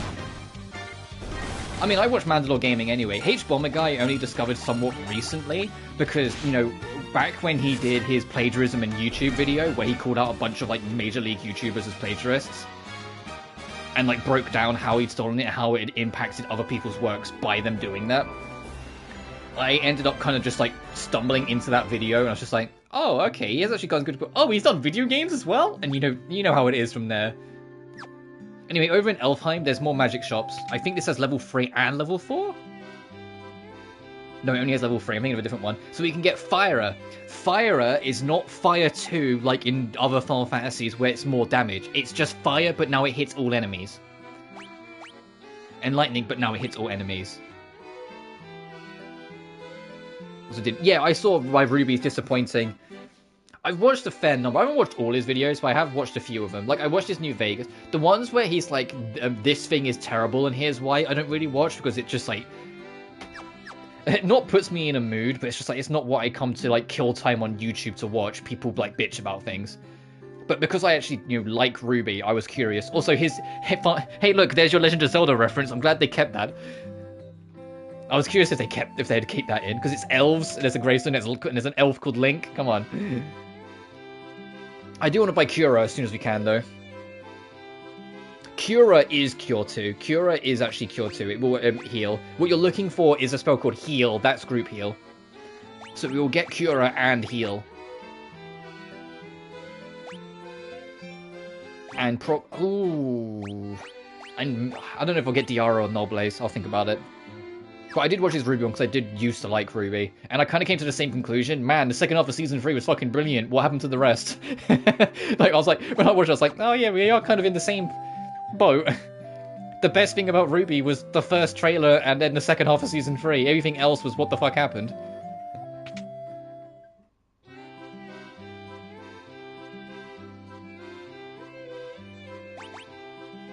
Oh, we can buy a better shield. Oh, and a helmet. Yeah, sure. I'm flat fucking broke, but I'll make my knight a bit sturdier. I'm absolutely going to do some grinding off screen. Is this the church? Yes, okay.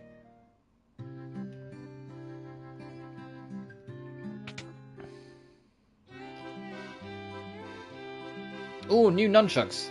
Or chaku. Okay, so with that we can save for... Saber's not as good as the battle axe. I'll probably still go back and get the battle axe from Provoker. I mean, we could get the Crossier as well, but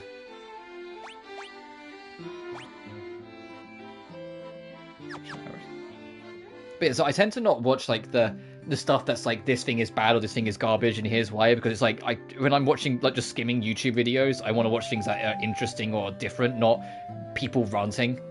And I know that's not what he does, he breaks it down, but you know what I mean. I watch it for things like this kind of vibe.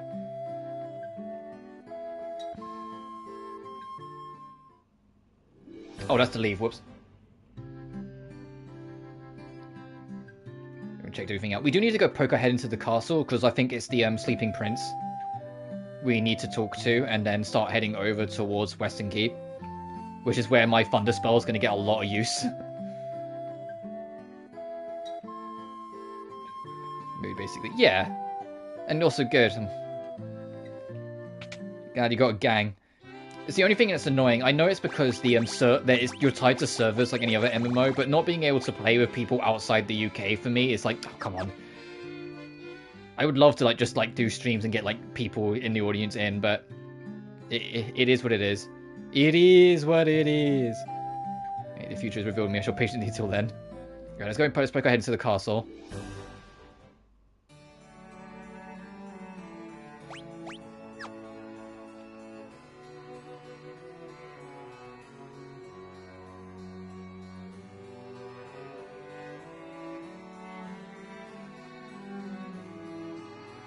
Oh god.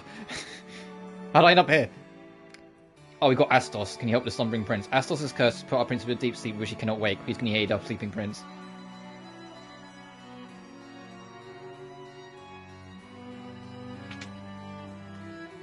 The prince has slept under Astos' curse for 5 years now.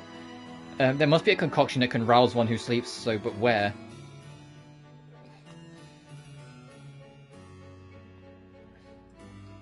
Yeah. Yeah, the dwarves live in a cave on the western edge of the Aldean Sea. They're a friendly bunch. Oh yeah, we can go poke them. I think they're in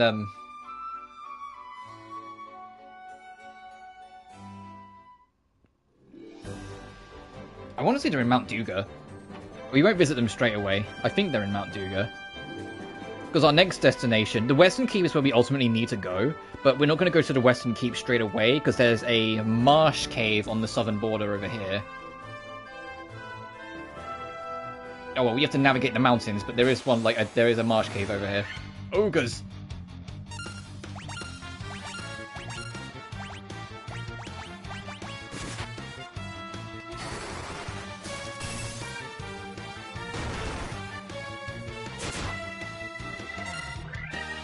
Oh, they didn't take a turn, huh? Okay.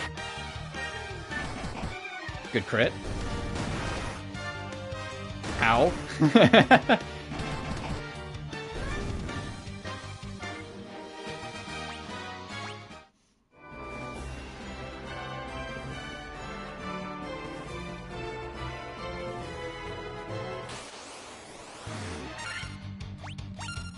Oh, see, this is why I need group spells so bad.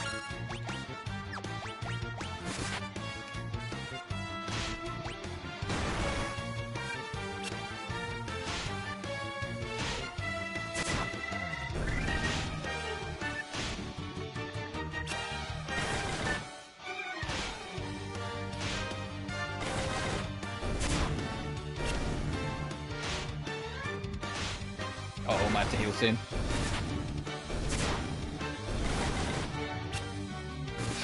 Bitch trying to run away. You can't run away from me.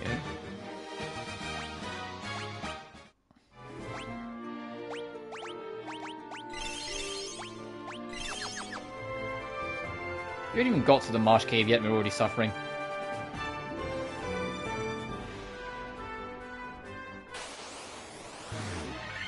Oh, now we really are in a swamp. Uh-oh. And they go first. Ow!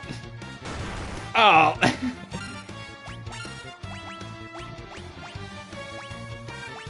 They don't have magic. Science being waste.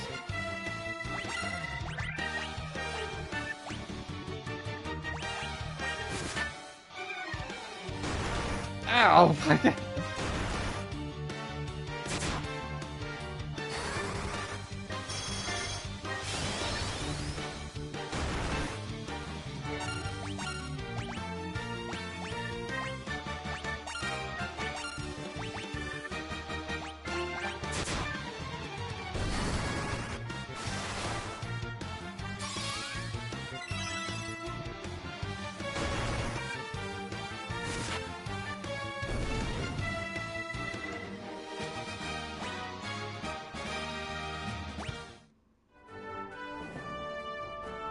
There's the marsh cave. I was like, where the fuck is this thing? Oh, actually, can you quick save anywhere? Because that will solve the PSP problem. Oh, you can. Okay.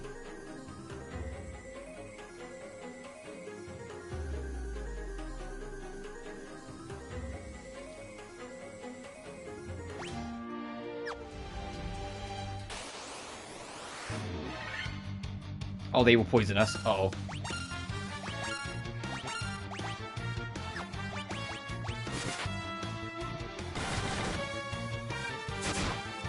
Please don't. Don't poison us, werewolves. Oh.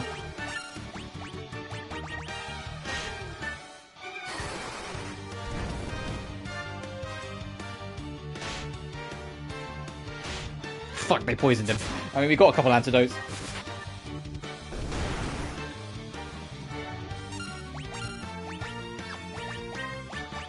And by a couple, we mean 3.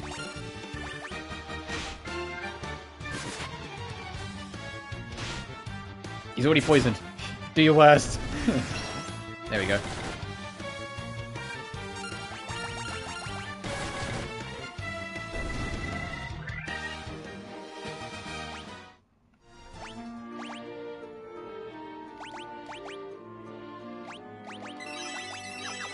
I have to be careful because spell charges. We're probably going to be coming in and out of this dungeon a few times as a heads up. Just because of how spell charges and whatnot work. A tarantula? Alright. Alright, people, we know what to do. Ready your boot. It's dead. Also, because this is the first Final Fantasy, there's more traditional fantasy-esque enemies instead of just the Final Fantasy-like bunch.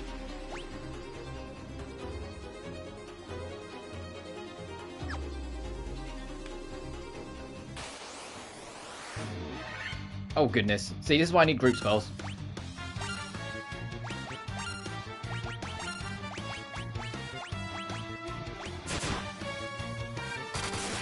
Good crit.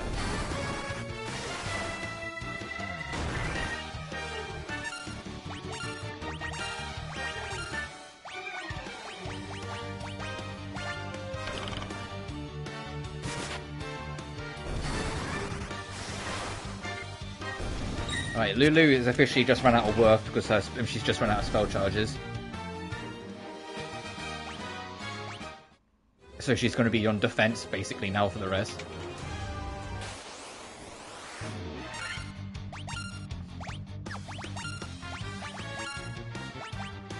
I mean, she has one. Fuck it. Whip out a Blizzard Luna.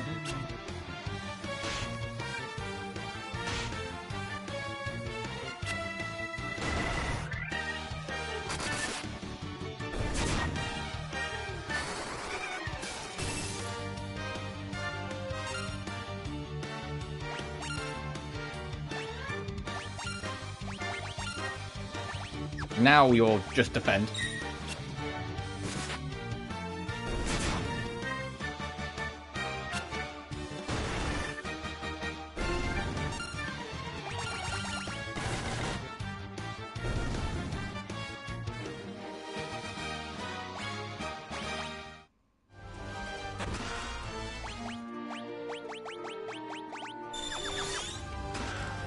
Holy sh... Okay, that's cool. That's nice. That's appreciated. Let's... Oh, how's everyone doing on health? Also, are you starting to realize why they don't bring back pause themes? After this game, is the only game to do pause themes? Because you're in the middle of an intense area and it's like... Da, da, da, da, da.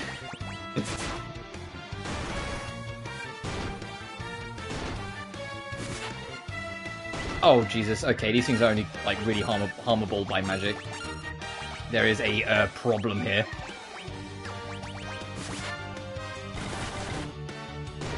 You know what? No, we're going to be here forever.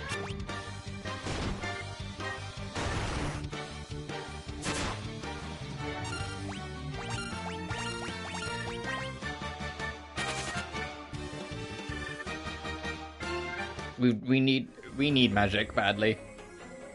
Or like better magic badly. And these guys we can fight.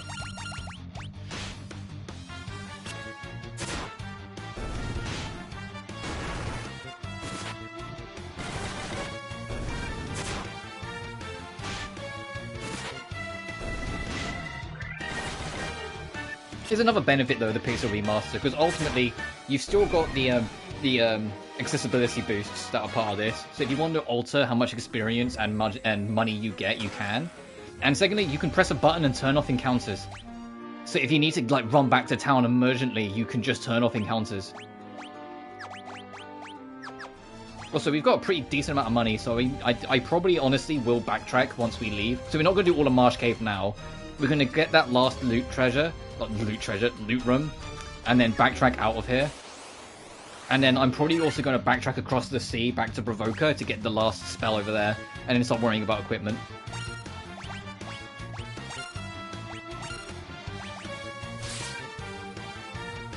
Also, that last skeleton's called Bloodbones.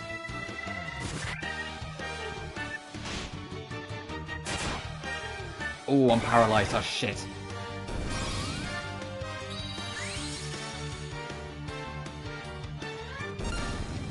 Okay, I recovered. I'll say, sometimes you just don't recover from paralysis in this game. Bloodbones, can you, like, in-game go away and die, please?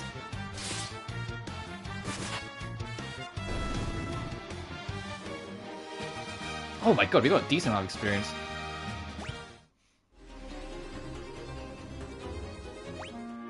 How's the gang doing? No suffering. That's our last potion, so we will absolutely be getting ourselves out of here after we pick this up. Oh, these are all undead.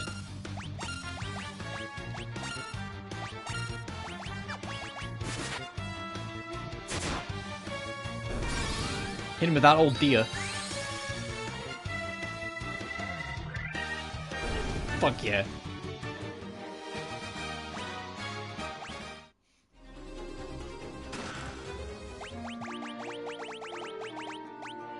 Oh. I might be a mage, but... I might be a mage, but he fucking got the dagger. Only fought 18. Shit in hell, I forgot how big Marsh Cave is. But yeah, this area... is just the side room, which is where you go up first. Going down is to go further into the dungeon. So we're gonna leave, spend some of our gil, rest up in an inn. So we not in the Elfheim Inn. Following the trend, it's probably going to be the most expensive. And I think there's a treasure chest or a door in here that we can't so I'll turn the accounts off so we run back. That we can't get into because we need that bloody key again. We are relatively close to getting it though, and then once we do, I'll backtrack to all the areas we've been to unlock everything, get all the rewards. And then we won't have to worry about it again in the future because the key's a key item.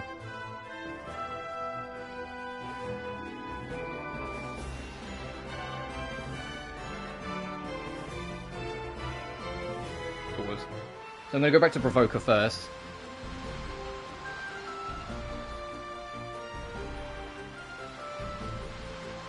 Also, you can only land at docks in the ship.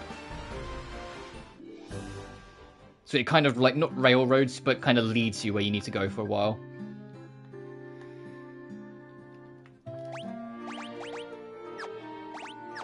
Oh, okay, there's one.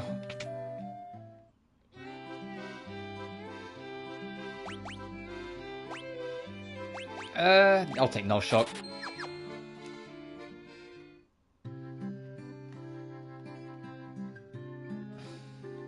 And then the inn will be cheap. Oh, actually, before that, let me stock up on some actual items.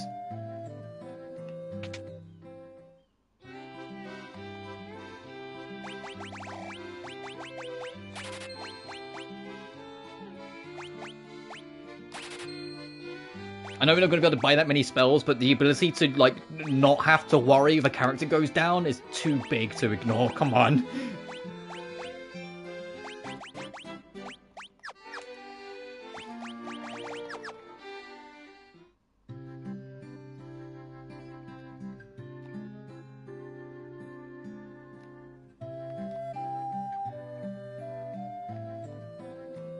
I'll rest at the inn here because it'll be cheaper than at Elfheim.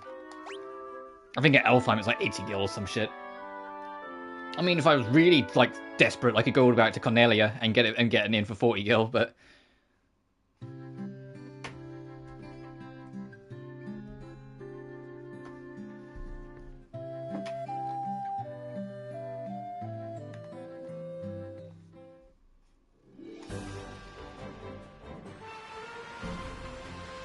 Now we'll go back to Elfheim.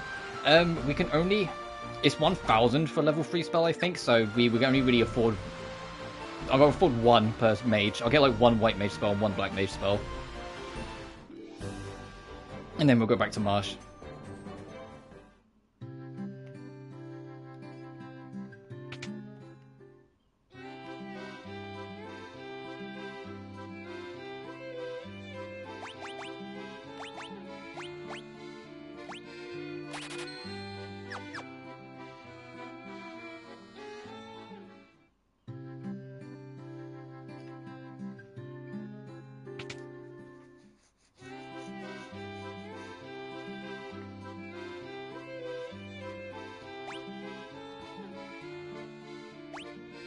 I mean, heals are more important, but I'm going to put it in slot 2 because my OCD wants Cura to be at the front. Like, I want Cura to be there, but we do want heal first. I'm a bit fussy about how I have my spell augers. Organized, sorry. I had the bloody ogres from outside on my mind.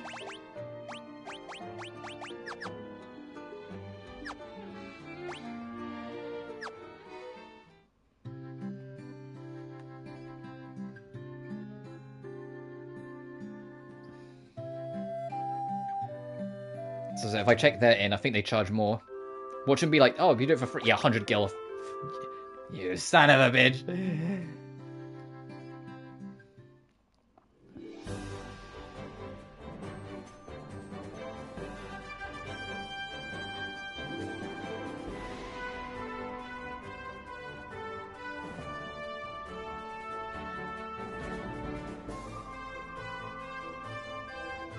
Let's go over to the Marsh Cave. Save, and now try and do it, but, you know, legit this time. We've only got 2 antidotes. Maybe not legit, but we've only got 2 antidotes, but we'll see.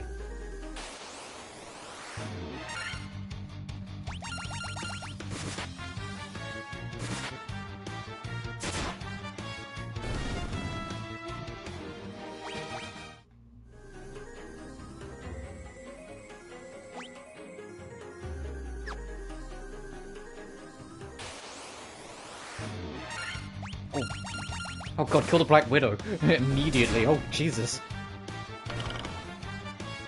Also, yeah, the even though there's like, I think 160 enemies in total, a lot of them are going to be like recolors of enemies we've already seen before. Once again, this is the first one. Oh, that's the way forward. Is that just a dead end up there then?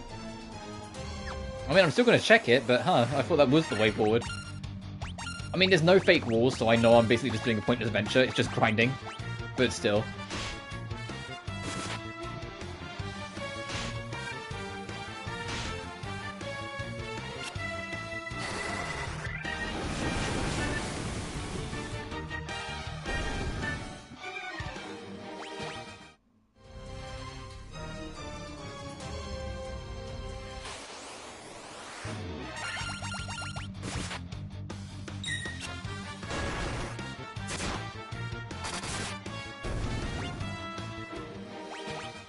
And when we're done clearing this out, I can try and get better... Yeah, this is just a dead end here, huh? Try and get better equipment for the gang.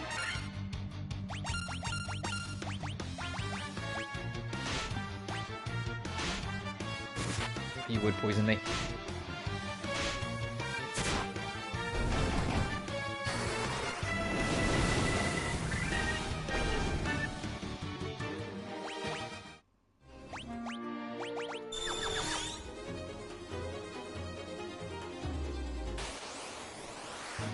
Oh, Shadow!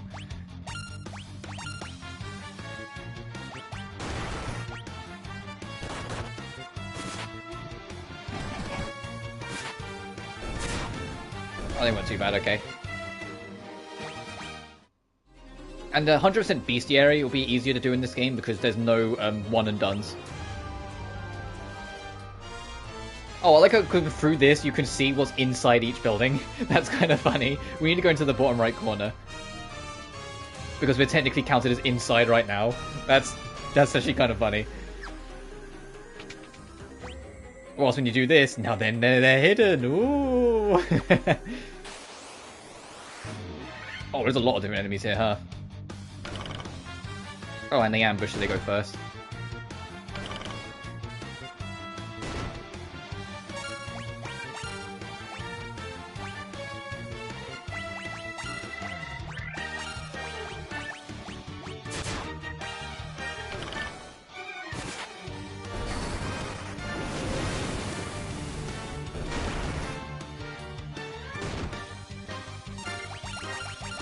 I know we do like no damage, but okay, no, actually, okay, so it's just the green ones that are super physical resistant then, huh?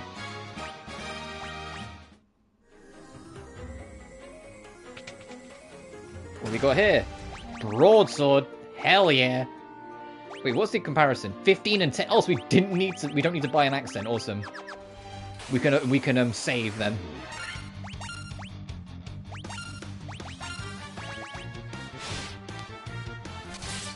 Oh damn, it looks sick too. Oh.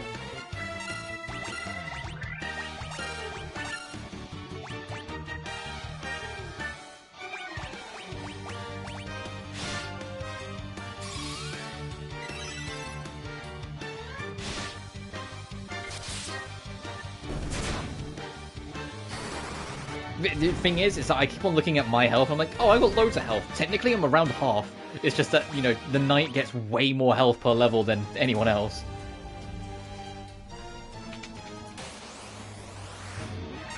Okay, the green ones are the ones that you have to use magic on, right? Because you do, like, no damage. Yes, okay.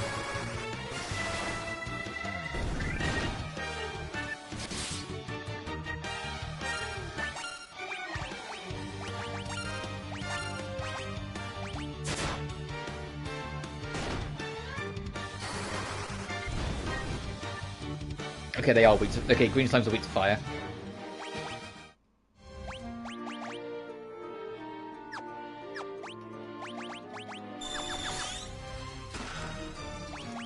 Great.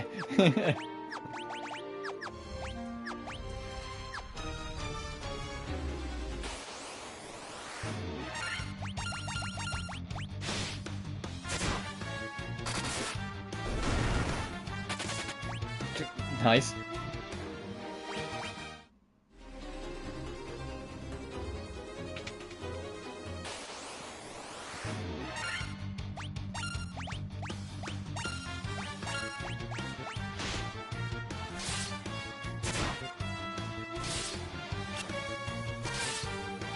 Nah, you can't flee. You're all getting deered.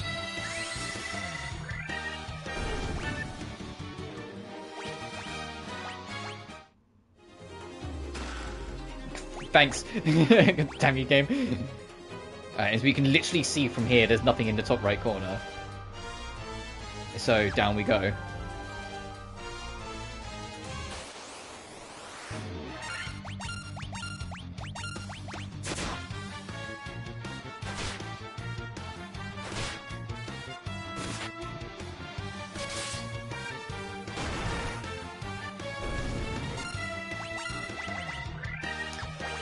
Now we're in trouble. We don't have any more antidotes.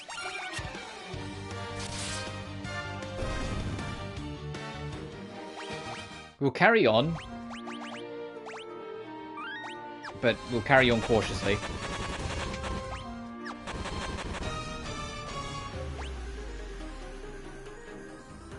Actually, no, we'll go back, because I think almost every single one of these rooms has something of importance. Actually, we'll do one just to show what I mean, but almost every single one of these rooms has something of importance, so we'd be here a while. And I need to restock on antidotes. And get my spell charges back.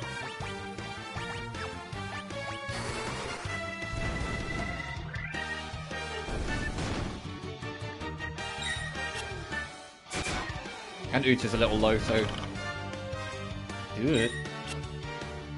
Don't make me... I don't want to waste a Phoenix down because they're fucking expensive. They're trying, though. Oh, they're both poisoned. That's why she's suffering.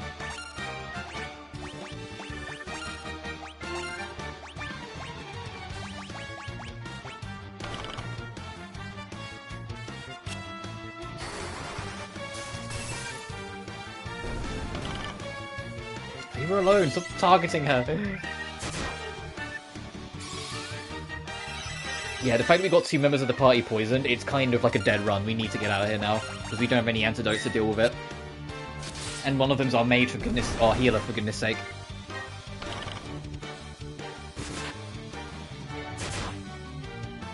This is what I mean with Final Fantasy 1. There's some parts of it where you just have to kind of like, okay, no, this isn't happening, we need to get out of here. I do want to at least poke my head into one room, so I can bring up the map and show you. Okay, not all of these rooms have stuff in it, but a lot of them do.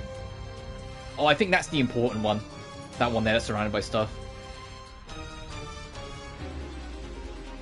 We see that there's a shit ton of treasure chests in here and a shit ton of rooms. So for us to reasonably survive, we need to turn around. The game gave me a P down. Oh, it did show mercy. Shame I'm going to just turn encounters off and run the fuck back out of here.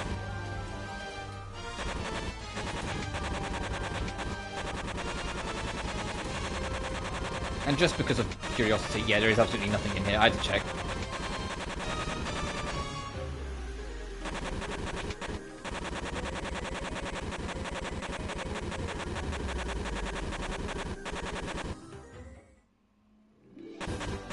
Boom, boom, boom, boom, boom, boom, boom. So yeah, sorry guys, 2 of us have got trench foot. Dun, dun, dun, dun, dun.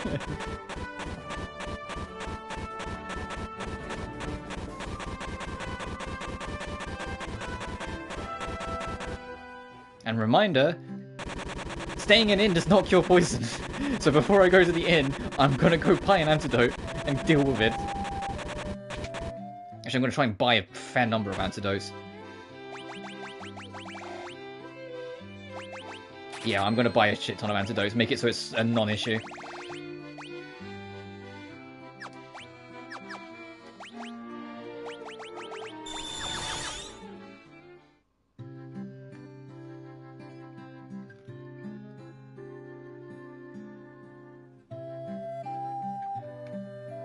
And then fine, because I don't want to go all the way back to fucking Provoker for just to save 40 gil, I'll just spend the extra.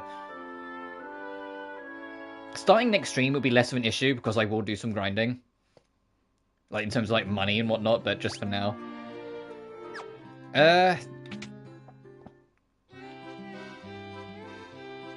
Give me Fandara. Thank you. And then Nyx will get, Fakara. Because, like, even though I don't really plan on using it, because I think evasion on enemies is kind of worthless, it's a better option than hold. The odds of us getting a paralysis off is unlikely. At least in my opinion. And then for white magic, we will pick up Cura when we've got the money for it. And I'm on the fence which one I'll pick for the other one, because they're both about as worthless as each other. Well, they're not worthless, but they're about the same quality.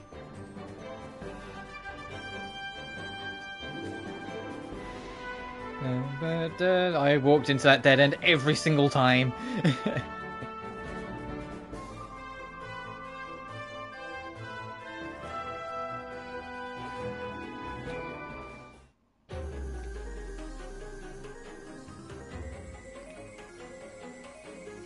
We'll get back down there, then turn encounters on, just so we're kind of back where we were. It's mostly just to save time, so we're not constantly just, you know, doing the full run back with enemies, run to with enemies.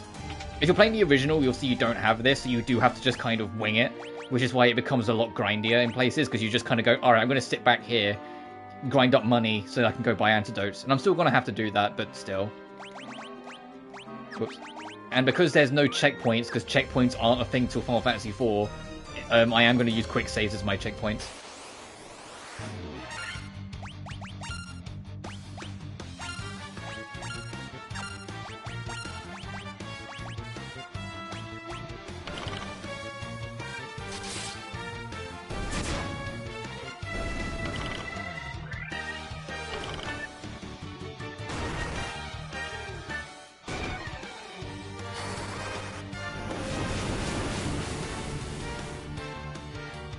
Nice.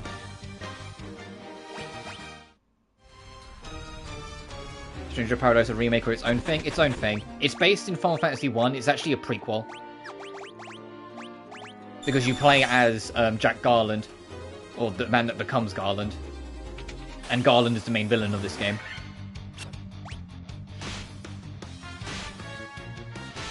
Because Garland and his gang think they're the Warriors of Light, when in reality they're not.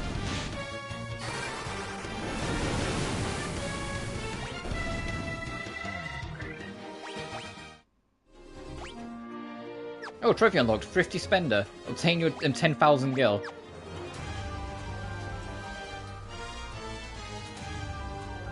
Zero and zero, it's kind of wild. Yeah, just not as good. Maybe one day I'll do Strangers of Paradise, but I think Strangers of Paradise as a whole is kind of bad.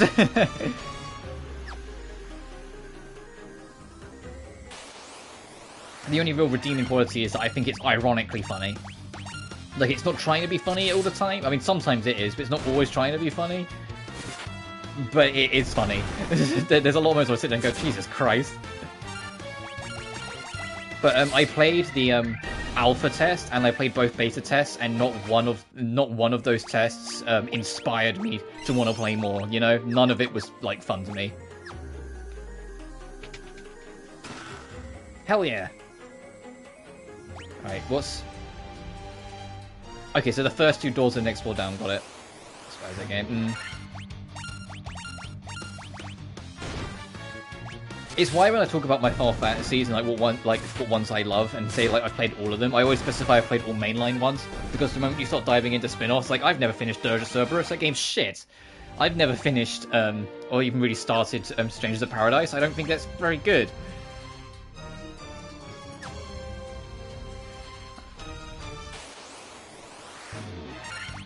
I've only played the demo of fucking Tactic Towers, because then I realised very quickly it wasn't Tactics, it was just... it had a similar name, and then I was very disappointed. But with mainline, outside of Lightning Returns, which I've brought Lightning Returns to the PS3, so I might actually try and change that soon, it's the only game I haven't finished. Tactics spin-off? Yeah. It's Tactics is shared universe with 12, but that's about it. It's still its own. It's still a spin-off. All the Tactics games are in the same universe as 12.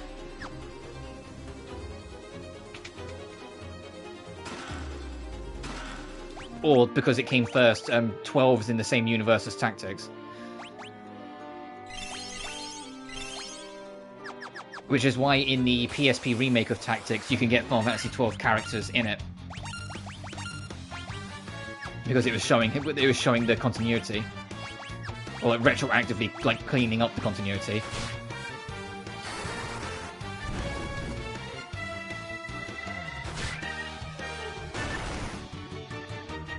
There's also why the achievement board in 12, when it has all the sprites on it, all the sprites are designed to look like tactics sprites, because it's, you know, once again telling you.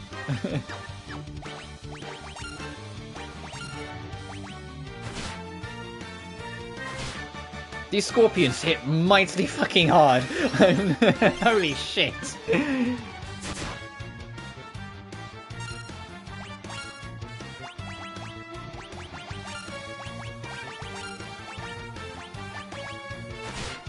He's dead.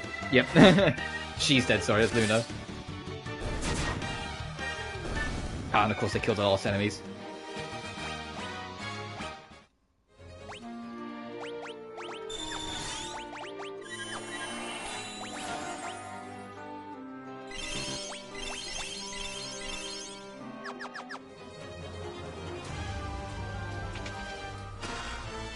Proper armlet.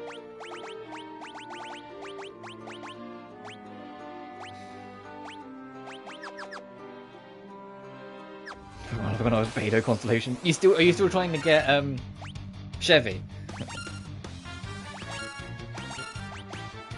Because I've kind of just accepted it's not happening. I don't want to spend too many more wishes because I want to get Arlecchino when she eventually comes out in a few updates time. I mean, I say that I've got like 18 weeks still, but nah, Xixing. Oh, fair enough. Okay, for the next row, it's everything but the first room, and I think that one is plot important.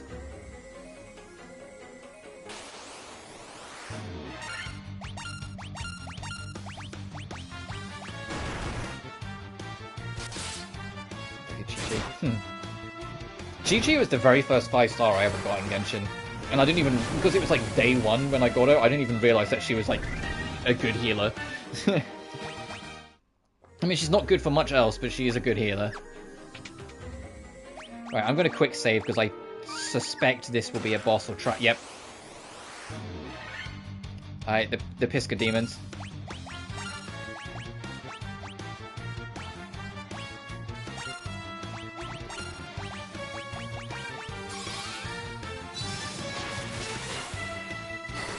I think they cast Thunder. I mean, they're weak to Thunder, but we don't. I used all my level 3 spells, so we don't have Pandara. And I am going to preempt to heal because I know it's coming. Good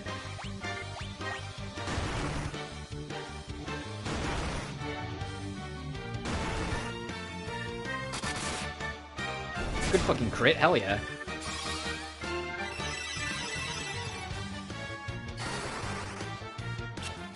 Chi-Chi can only resurrect if you get her to C6. Same with, actually, I can't remember if Barbara can resurrect. I think Barbara can, but I think hers is also C6.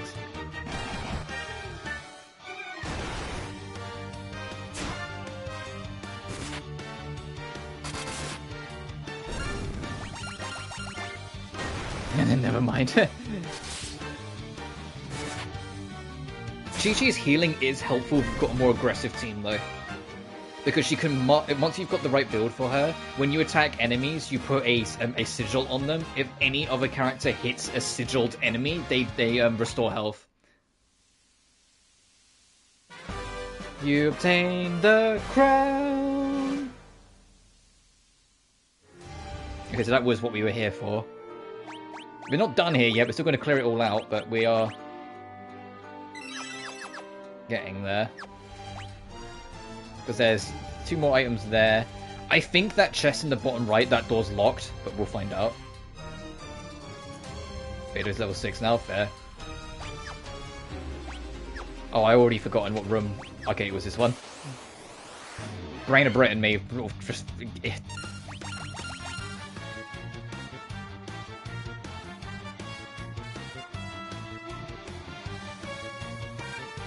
Lowering effects resists that big of a deal. Depends what build you're going for. I don't think it matters too much, but it depends what build you're going for.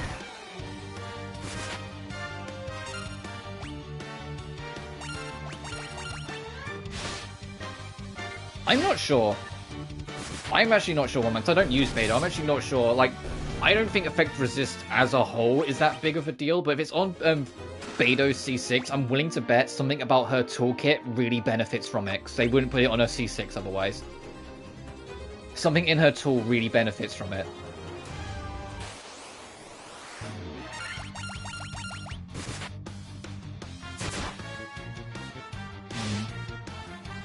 Yeah, so I'm really not sure. That's something you'd have to Google.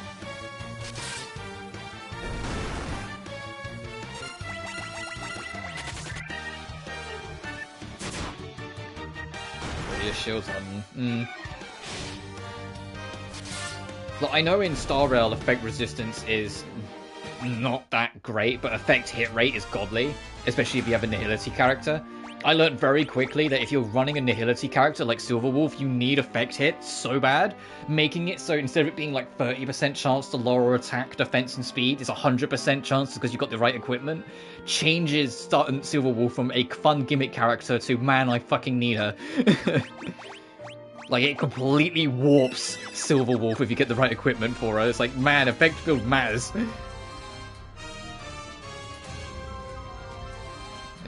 Oh no, I literally just Google search it. There's literally dedicated Hoyoverse wikis that break down everything to the game that I just lean on if I'm ever unsure. But I like figuring it out for myself, so it's only if I'm really unsure that I eventually just go, okay, what is it? Okay, so it's room 4 and room 2. Oh, okay, all but room 3. And I think one of these doors might be locked, so we might have to come back. Yeah, Gateway's one of them. Oh, fair enough.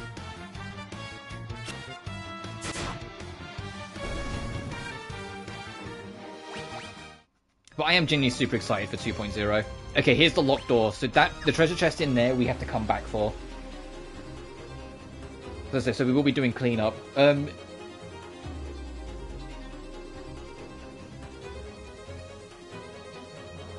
Yeah, it's okay. I was thinking ahead. I was like, no, West Keep, West Keep. West Keep is where we're going next.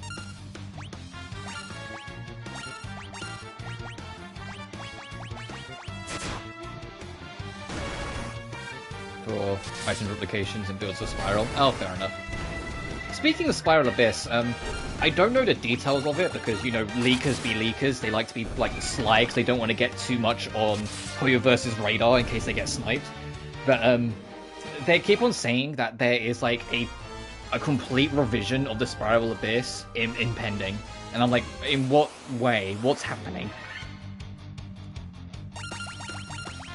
But there is supposed to be some kind of big revision for the Spiral Abyss impending. And I'm like, that would be nice, because the Spiral Abyss, the biggest problem it's had for literally years now is that because it always just puts the new enemies at the end, and the game as a whole is constantly getting harder, Spiral Abyss is getting harder and harder each update with the same rewards.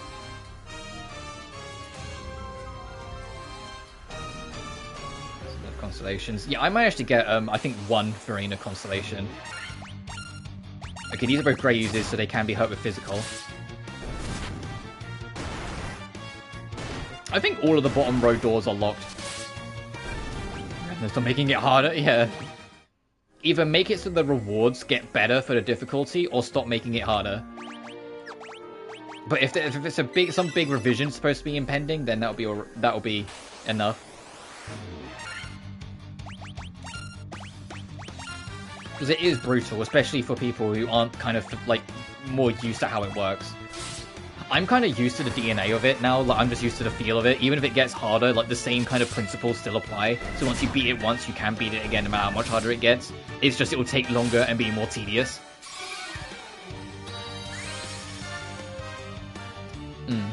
It's the fact that you need to build 2 full teams. It's the same reason why I haven't done much of the Shattered Halls, or Shattered Memories, or whatever they're called in Star Rail, because I haven't fully built 2 teams. I'm nearly there. I'm working on Kafka, and then I need another healer, and I'm debating either building Natasha, because I've already done half the work when I first started, or Bailu, because I got her on failing a 50-50 for Kafka in the first place. So I have, like, you know, the Dragon Kid for options for healing. But I haven't decided yet, because I'm still building Kafka. because I keep on getting really unlucky with Kafka's artifacts. Like, I get the main stat I want, but the sub-stats are horrendous. And just don't help her at all. Sure, Maxintosh, fair. Okay, so yeah, the whole bottom floor, there's 3 treasure chests down here, which makes sense, there's only 3 we're missing. And all of them are behind a locked door, so we need to get the Mystic Key. Which, to be fair, we're not too far away, but now let's... GTFO. Max Natasha's wanted to be my wife. But I'm also keeping an eye, because the 2.0 collection of characters are hella fucking interesting. 2.0 being Black Swan and Sparkle. Black Swan having one of the coolest ults in the game with the, like, the church shit going on. And, like, summoning a bunch of demonic hands out of it to, like, grab your enemy, turn crystal, and then explode. It's like, that's one of the coolest goddamn, like, supers. Not just in, like, Star Rail, but, like, in Hoyoverse history. It's so cool. And Sparkle, because it'd be nice to have another, support character that isn't just Bronya all the time. Like another really strong... I'd say Rune Mei is a good support character as well. And she kind of reminds me of Hu Tao, mostly because of the the red aesthetic, the dark hair, and the flower look in her eyes. But she reminds me a lot of Hu Tao, so I might go for Sparkle. And then 2.1 has Acheron and Adventine. I have no interest in Adventine because I don't really roll for dudes. I know, like, I kind of say it's like mostly as a joke, but I usually just only have women in my team, so I just find that more fun. But Aventine will be interesting, and Acheron is fucking Raiden Shogun, so of course I'm interested. Or another version of Raiden Mei, to be more accurate. But we know we're getting Sam at some point, the last of the Stadaron Hunters, the big robot. We know we're getting the Duke Inferno at some point.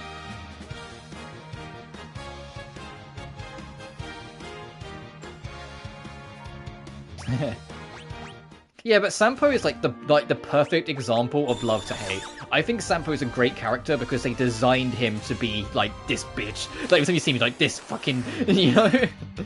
They designed him. He's intended to be the character that makes you go, this fucker. And the fact that he's in Penacony, I'm really curious what he's doing in Penacony after the new teaser. Because, yeah, in the new teaser, they reveal that Sampo is in Penacony. It's like, what's he doing there? Why is he there? What's he up to? It looks like he's aware of things in there or involved with some things.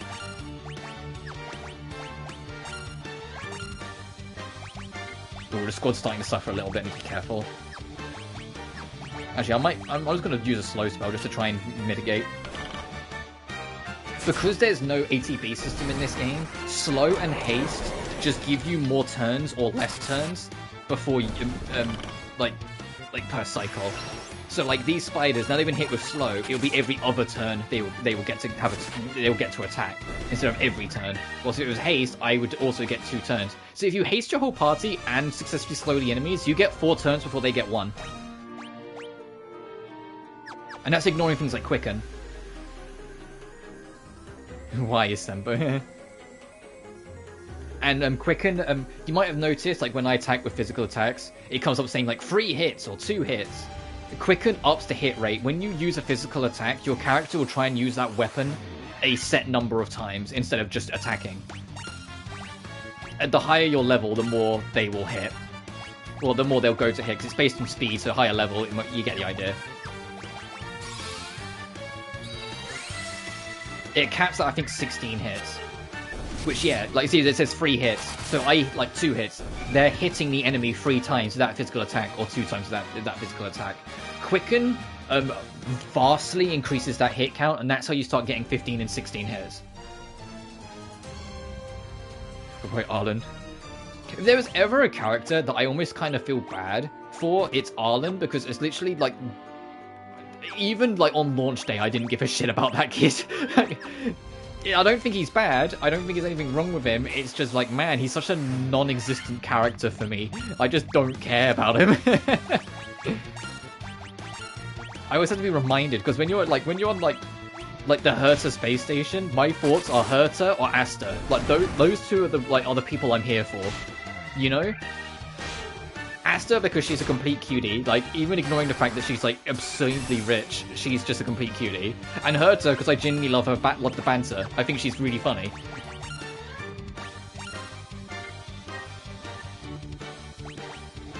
One man, don't be weird. We can have a flirt, but don't start saying, hey, you want to fuck her.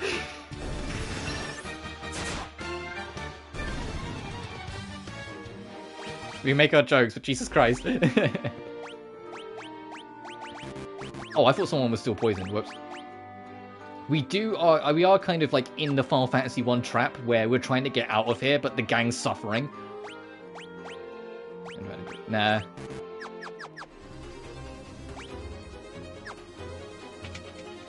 Is this the right? There it is. Okay.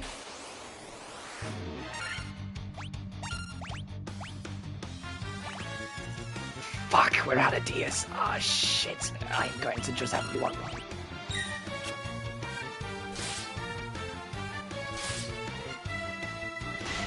Please. No! No! I'm stuck there! Don't leave me! That was my experience. I mean, it's very much looking in the teaser that we're going to get access to a third path for the Trailblazer. Because in the teaser, there's a point where they like charge up like an electric fist. And considering we have non-elemental destruction, we have fire, preservation, electric something? You know, like,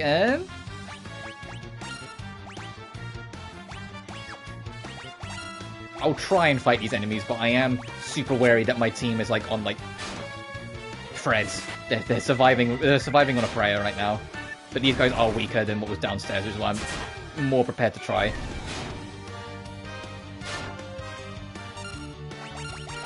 I don't know if it will be literally in 2.0, because I imagine, like Genshin, the story will come out in several updates. So, like, we'll get a part of the story in 2.0, a part in, like, 2.1 until it finishes, maybe in 2.2 or 2.3. But, yeah, the fact that they're teasing a new place, like, a new set is really cool.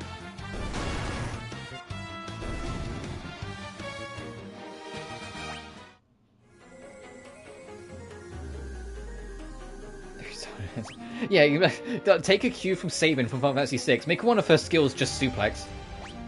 Okay, our squad is hella fucking suffering now. No, I'm just gonna take turn encounters off. It's there. The option's there. I'm just gonna turn encounters off and get home.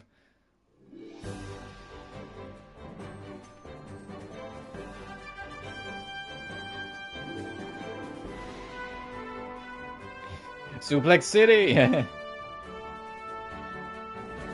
went the wrong way again, goddammit.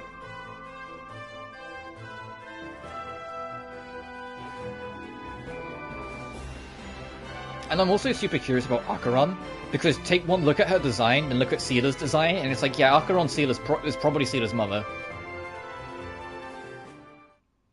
Because they literally have the exact same clothing and color scheme and hair aesthetic and like everything. They have the exact same like aesthetical design, just Acheron is clearly significantly older.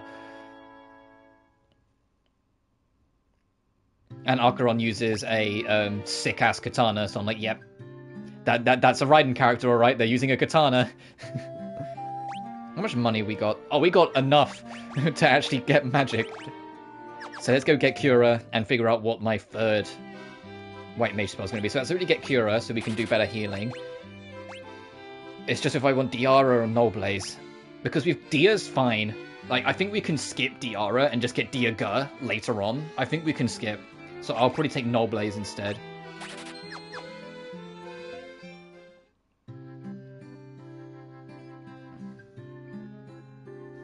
New start. Like I said, we don't know. We don't know. We know, like, because, well, I say we know. It looks like there's, like, electrical effects, so she'll probably be lightning.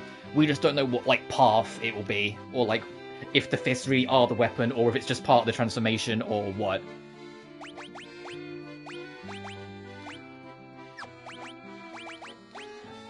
You know, there's too much we just don't know yet, because it's just a teaser. It's the point. We're not supposed to know yet.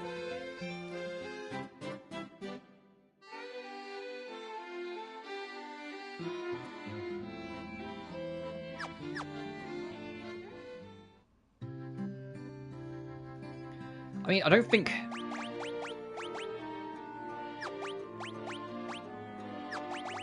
Oh, I was about to start heading off towards the shrine. You know what I completely forgot that, like, it's very important that I go do? I need to go get potions. I'm going to try and get some new... See what weapons we can get. Weapons and armor first, but I need to get new potions.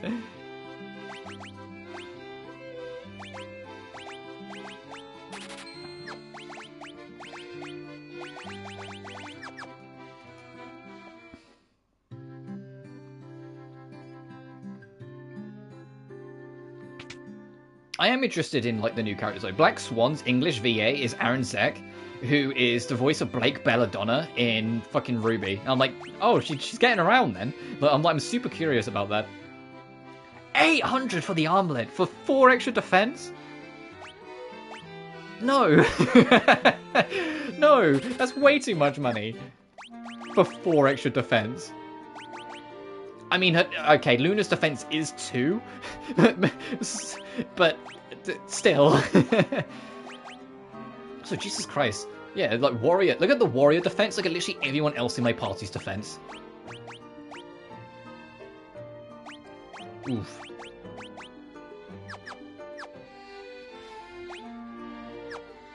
Fine, I'll get the bloody armlet. There you go, Lulu.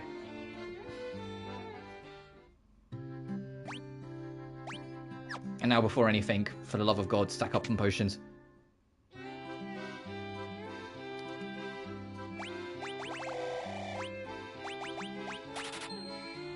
I still don't think we need high potions yet. I know our health's starting to creep up a little bit, but I'm still going to hold off on high potions just for now. Those were fine, those were fine. No remedies yet. I'll buy 2 ethers.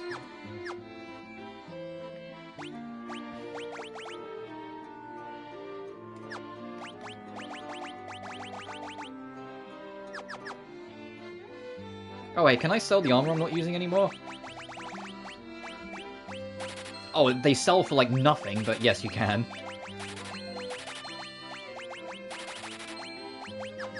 Cool.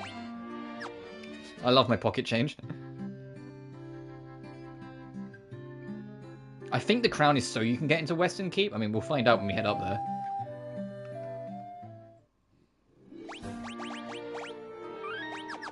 Let's go. Also, there's no chocobos in this game. They weren't a thing till, I want to say 3.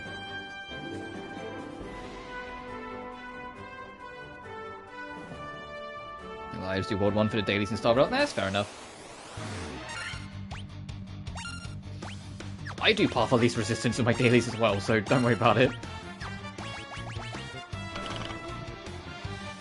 I just make sure I do them to keep on top of everything. But I do Path of Least Resistance. I actually will get the... With Star Rail, I get the login bonus, do the assignments, make 1 item in the synthesis, and then do the daily quests, usually. If it's instead, level up a relic instead of use the synthesizer, I might go do the spend energy one as well then and there. I mean, I still try to, but I do that after the stream.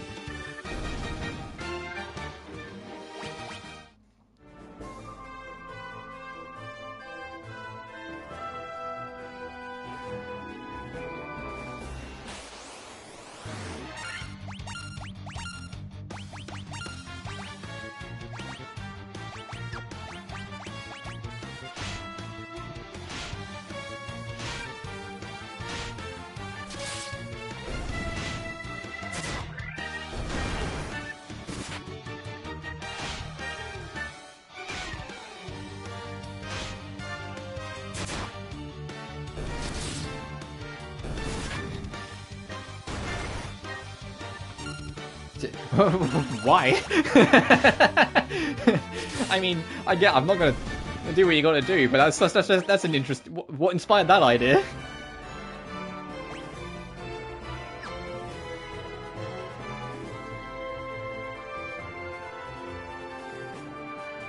Oh, where is the? I think I just saw the Western Keep actually. I was about to say where is it, but I think I just saw it.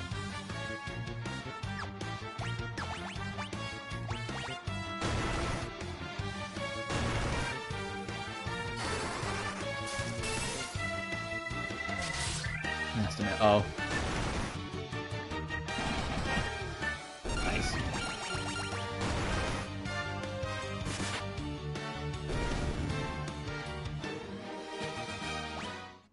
Hoyoverse are real damn consistent with character designs in general, so I get it. Western Keep. How many treasures? Only 3. Oh, and the music's super, like, calm and, like, serene.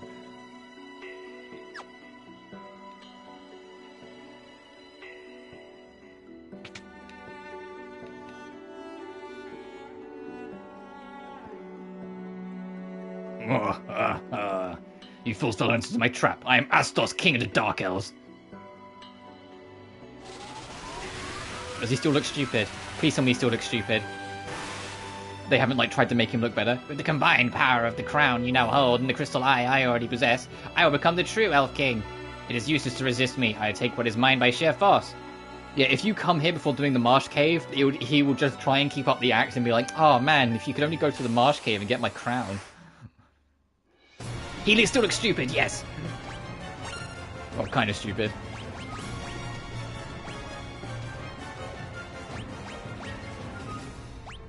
Can you cast silence on him? I have no idea.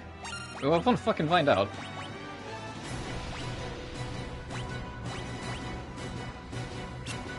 Oh!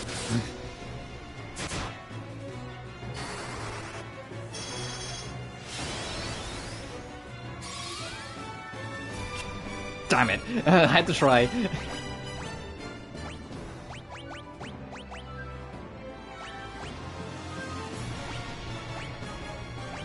I can't remember what magic he has, so I'm just kind of like taking it steady.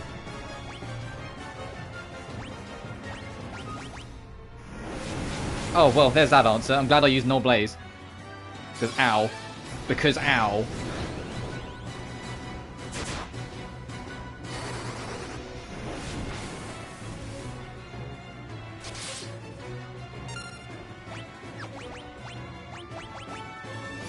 Actually, no, attack while the line is hard. You focus Akira there. You can top yourself up. And you Fandara. Luna might be dead. Yep. Oh, we're in danger. Oh, of course now it dies. God damn it, every time. I might load. I might genuinely load, because that's a lot of experience Luna's about to miss.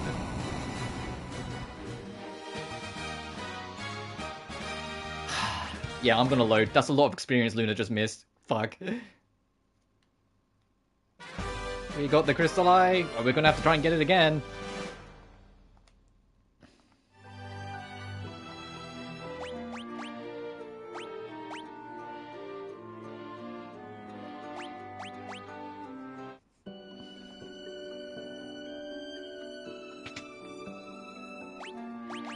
I'm gonna quick save this time.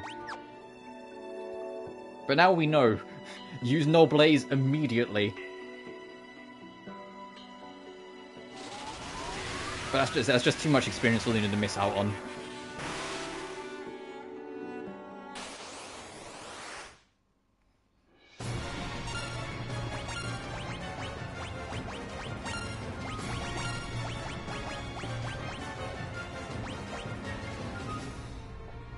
So my fuel one final push to 65.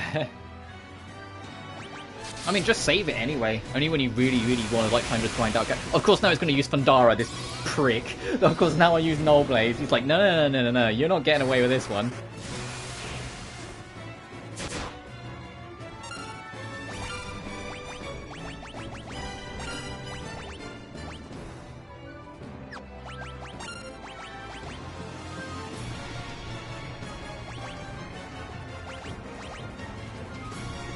Miss. Thank God.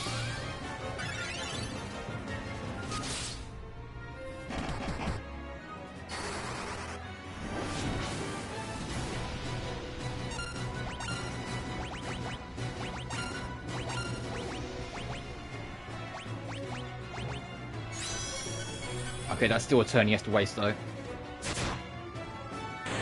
Good. Okay, now everyone gets experience.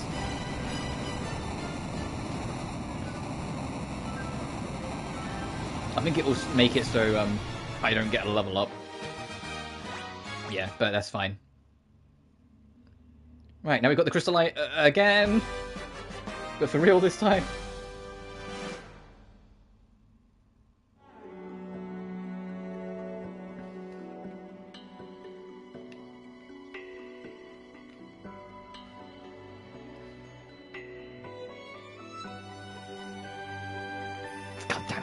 Alright, another place we need to backtrack to.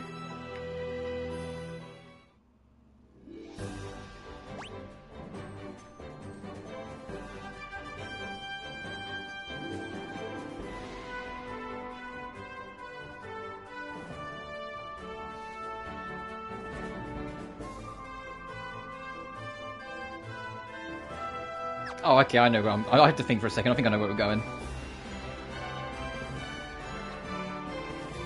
Trophies and evils. I honestly, I don't think any of them are, like, bad or evil, but maybe I'm, like, biased because I've just been in the grind for it for so long. I just think they're grindy.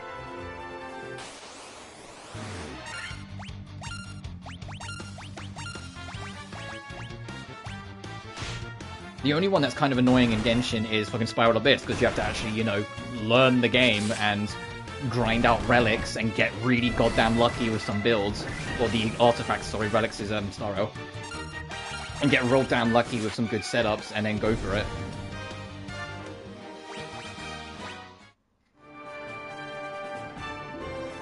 Whilst the main story doesn't really require any of that, you can just kind of, like, fumble your way through a lot of it and it'll let you do it. There's a few instances where it will challenge you, like bosses, but every now and like, most of the time it won't. It will just kind of let you vibe with what you got.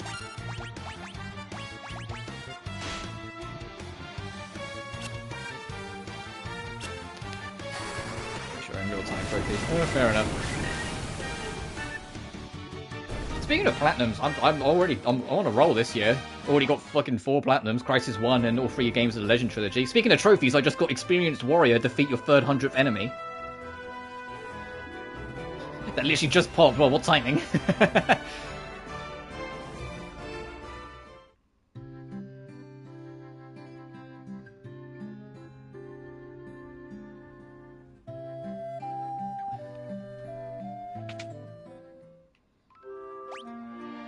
Okay, no one's in bad state.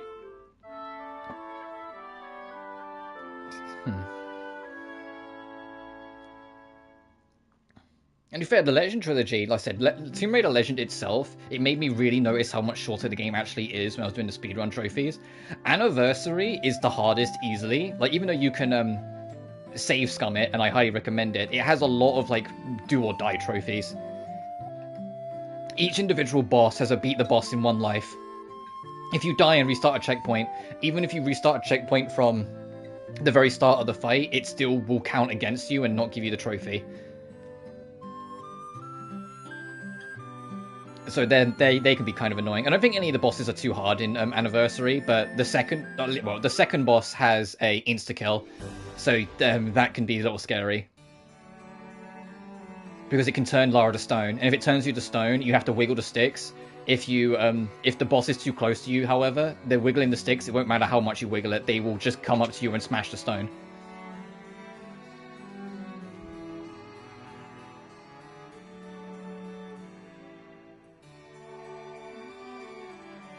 And Anniversary also has, well, because Legend and Anniversary both have QuickTime events, or super actions as the game calls it. Don't fuck up any of the QuickTime events across the game. So that's another, when you know where the QuickTime events are and when they're coming, if you're the slightest doubts in your mind, just save beforehand, so if you fail it, you can just load the save.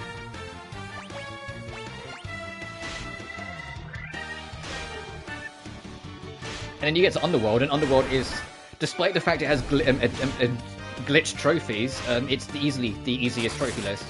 It's absurdly easy. And the glitch is very easy to avoid if you know where it is, so it's not even too bad. Well, one of them's a little annoying. There's free trophies for diving off very specific platforms in the game. But there's a trophy for finding all 3 of them. To get the trophy for doing all 3 of them, it doesn't care if you've got the other 3. It has to be all 3 in one playthrough. If you do them on 2 separate playthroughs, the game will not pop that last trophy whatsoever, because it will just glitch out, and you have to, not only just, you can't start a new game and do all 3 on that one, nuh-uh, you have to wipe your save and try it again, and then just do all 3, so I just made sure I did all 3 on one run. And there's a couple collectibles in the game that if you die after picking them up, they can respawn. But if you save, it will keep them in, but they will still be on the map, which can then glitch out the trophies. So you have to get a collectible, get to the next checkpoint, then save to make sure you've got it.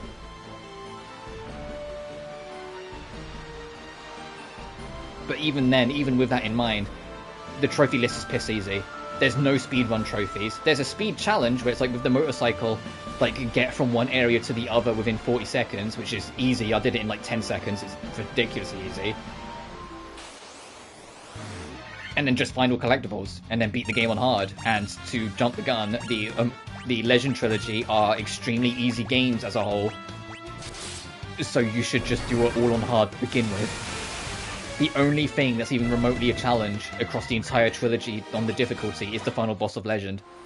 The final boss of Legend, on hard mode, they don't give you any health packs, so you have to like be kind of consistent with the fight, otherwise it's over. And if you're wondering where we're going, because I got off topic, we're going under the bridge that was built at near the start of the game, because that's where we're going to find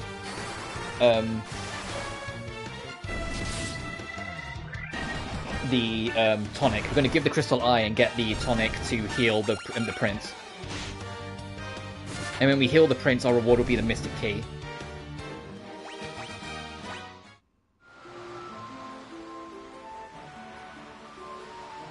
So if you go under here,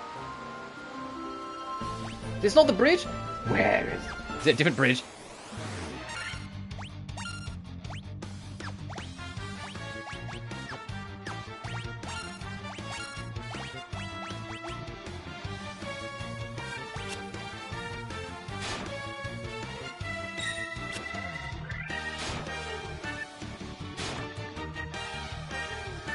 Oh no, I know where it is. I am thinking of a different. I'm thinking of a different section, but it's actually a dungeon under the bridge. That's I think 5. But this, we do need to go under the bridge because it will lead us to the Maytona cave.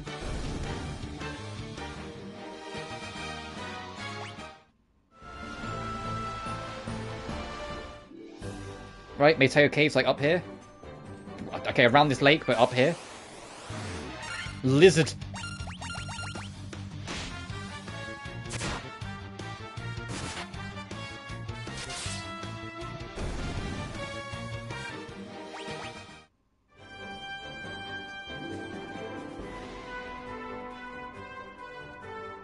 Yes, it is. Okay, awesome.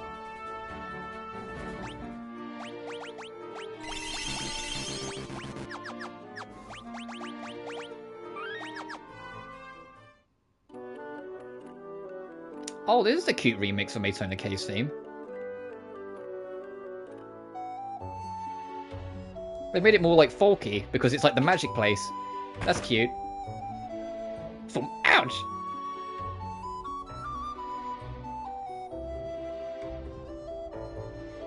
My eye, my eye! Ouch! Oh, they've made this really, like, folky. I kind of like it. Can't see a blasted thing without my crystal eye. You could have stolen it from me. Hey, while she's still blind.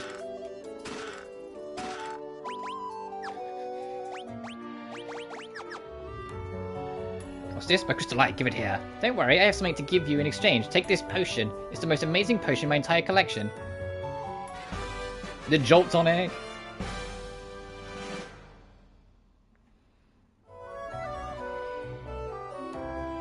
I can see again. You're still here? I don't need you anymore. Be on your way. You're not as attractive as I thought you'd be. What the fuck? Hey, I helped you out, and all you say is, you're kind of ugly. What the fuck's your problem? Frontwards, backwards, any way you see. Such a strange spell to swish swissery. Old look knock swish swisseroo. Fine, I'm leaving. It's like, oh no, I can see again. Whoa, bitch, you're ugly. What have I even done to you?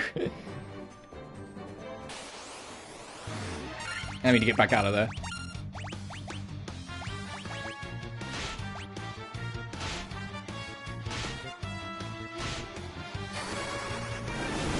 But we are, once we give this in, we should get the Mystic Key.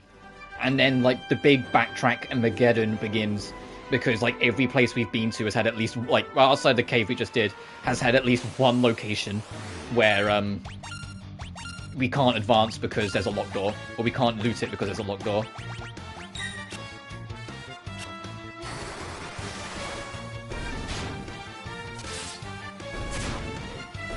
And it'll be a good excuse to get some quick grinding as we do the slug around the block. Mostly for money. Oh god, okay.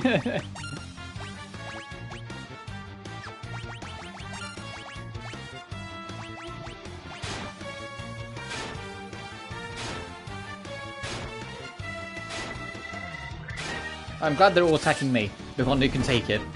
Oh, okay, until they critted. Okay, I can't take crits too much. Let's calm it down. And I'll just set it to auto, because it's just going to be the same idea for every turn.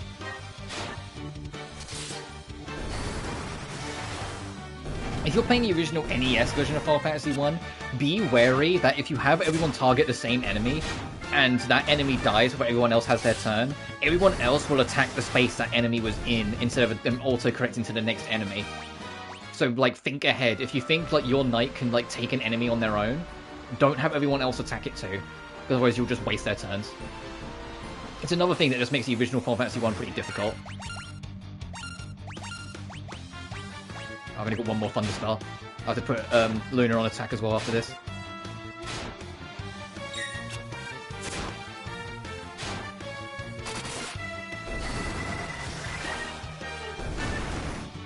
I need to...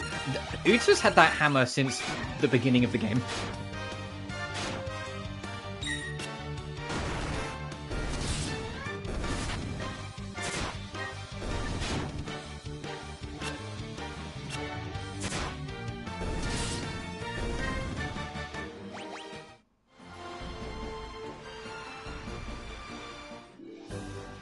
Oh, I think I just heard the doorbell.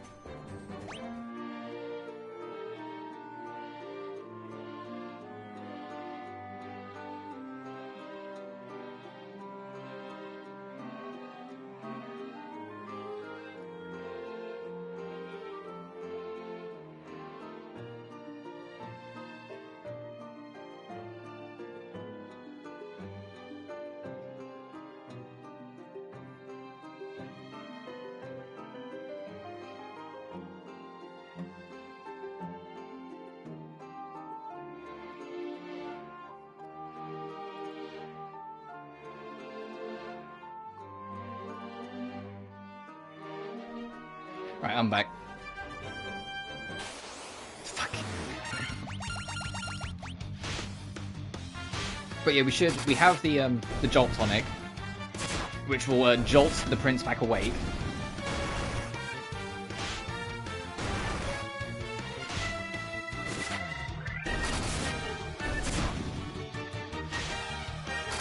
And then the prince, I think, is what gives us the key. We'll also be able to start working towards Mount Durga soon as well.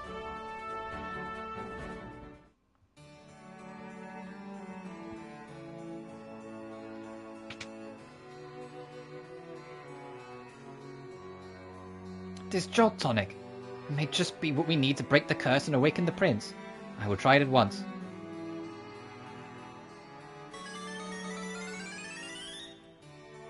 Your Highness, Your Highness! I was having a terrible nightmare. Am I still dreaming? You're the legendary warriors. Something tells me I'm not dreaming. I shall heed the legend as it was told me from my forefathers. Time for me to pass on the mystic key to its rightful owners has come at last. You can now open a bunch of doors! And now the great backtracking begins, because there's like something everywhere. We still have the crown. It's ours now.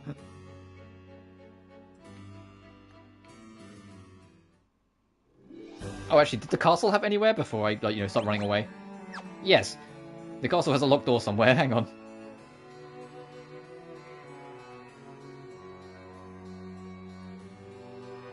Oh, is it that back room?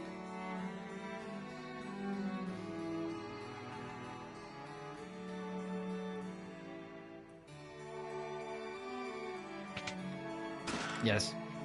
Hammer, money, gloves.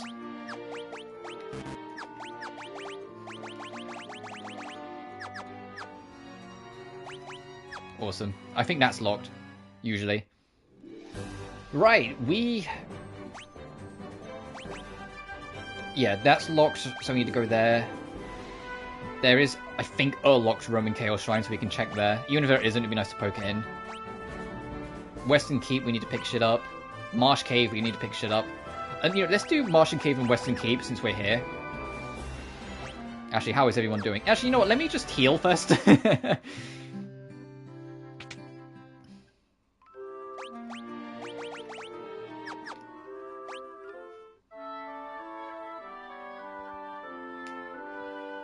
And then we'll go and check them out and clear them out.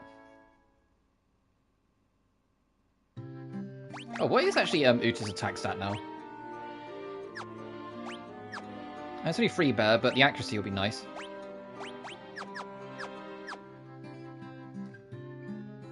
Also, if you're curious, that accuracy, it isn't legit. We only hit 29% of the time. It's 29% versus the enemy's evasion. So, like, it starts at 100, but then we get plus, and then the evasion gets minus. So, like, if our plus is 30, but their evasion is, like, 50, then it's, like, minus 20 in total. That idea.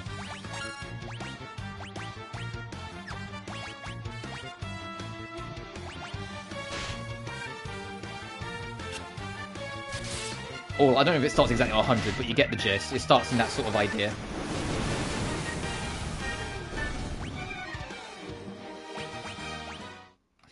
There is an item later on that gives 100 accuracy, so then like it doesn't matter what the enemy does, you're still bloody hitting it, unless its accuracy, its evasion is stupid high. To like challenge you basically being on 200%.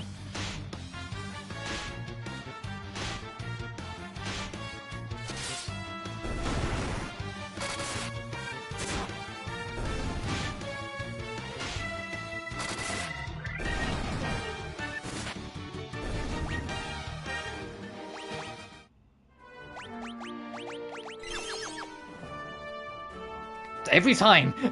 Go around. Every single time I fall for that.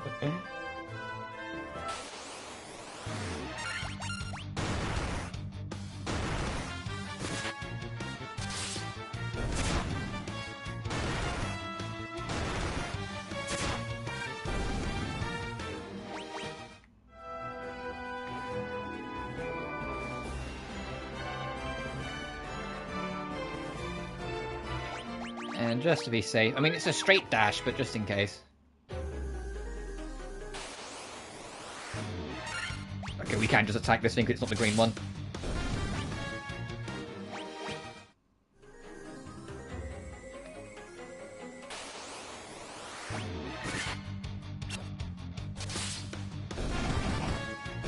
Hell yeah.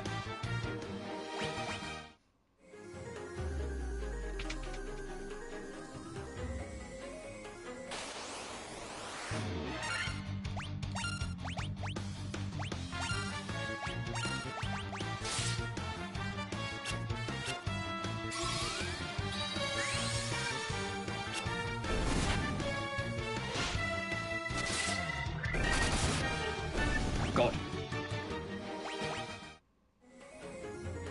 Okay, for a while. Yeah, no worries. I'm just backtracking anyway, just to clean up loot.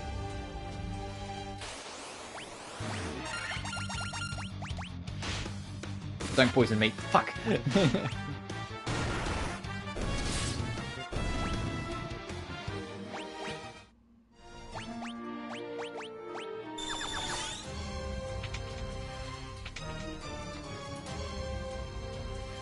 It's all the bottom row, minus the third door. Oh, speaking of potentially getting poisoned, you know what? Nuke 'em.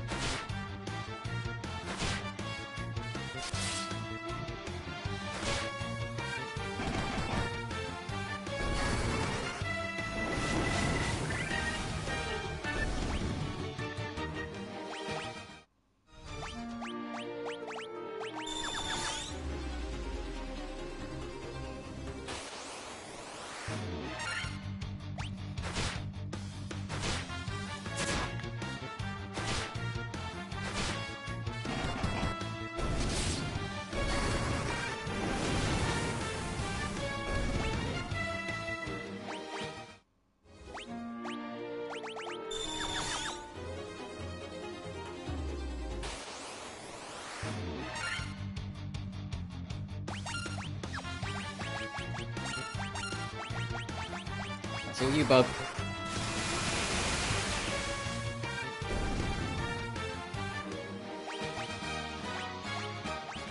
Oh, a high potion dropped.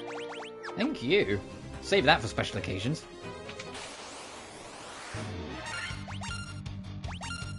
I'm a little concerned there's like a spooky dude in here. I just saw him, I was like,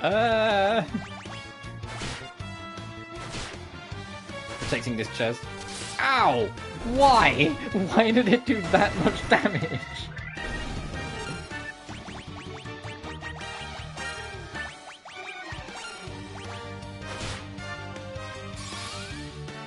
Oh, and of course the Usa goes first and not the item.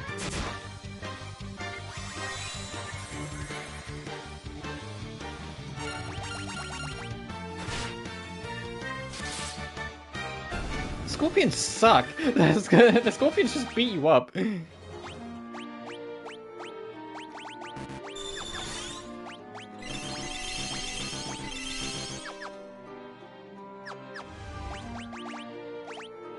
well, quick saves, I'm not sure what to expect. Oh, more of these guys.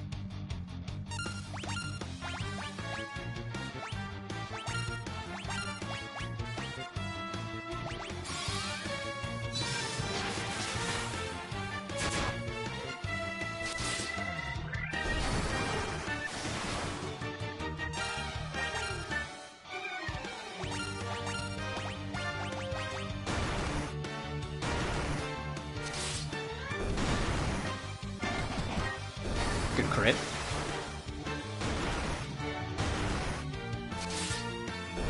Alright, that wasn't too bad.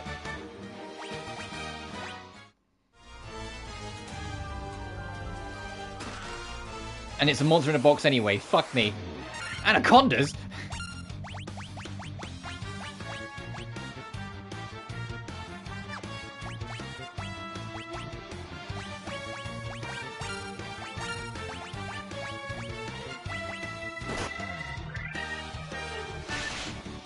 Oh, I'm already sensing regret.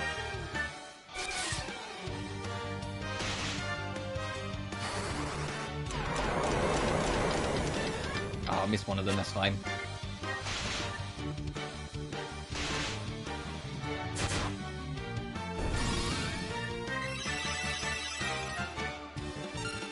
That just means I'm targeting the one that's faster.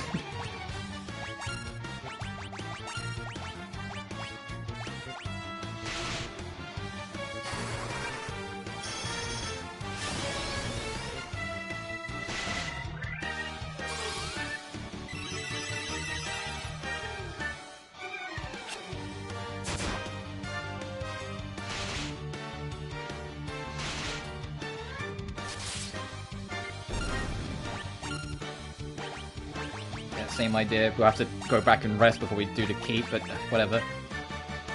Actually, no, Western Keep has no enemies, so we can just go do that. Assuming there's none in the box. I don't think this will work, but for funsies we can try.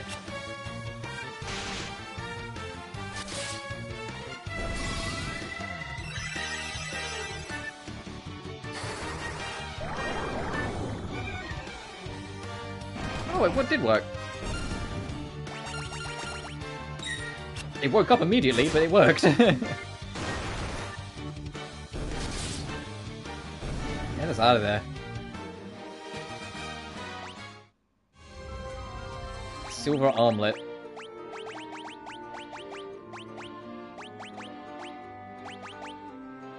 Oh damn, that's way better.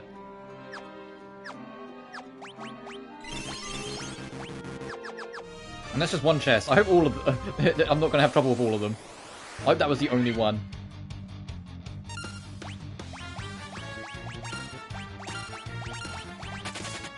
They're all magic. They're all magic based, so we can't really deal with them. Well, I'm running low.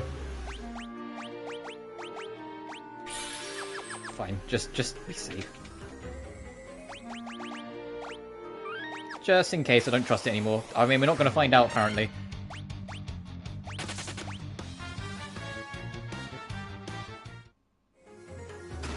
Yep. Oh, okay, this isn't the end of the world.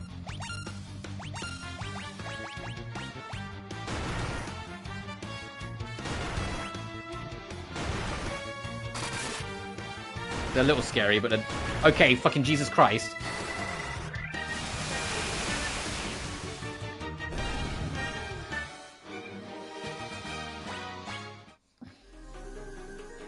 It was just for an antidote, you motherfuckers.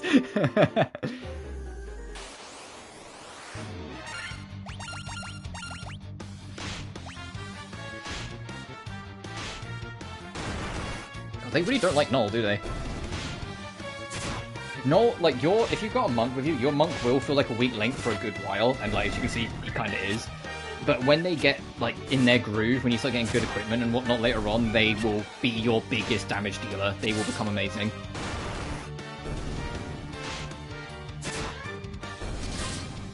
I mean, alternatively, you can take a thief in his place, if you want, because the thief will be good for early game, but it's the other way around, like, it becomes less good late game, I find. Alright, let's go fight for our fucking antidote.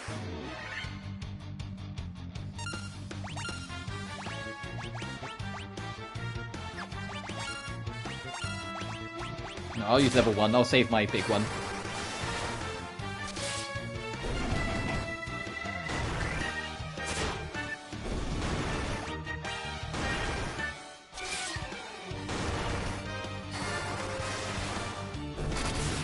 Good crit.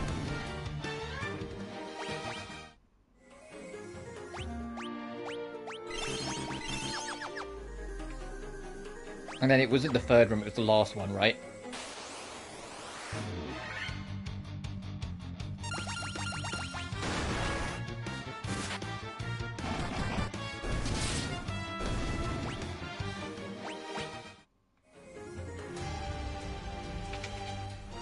Yeah, no.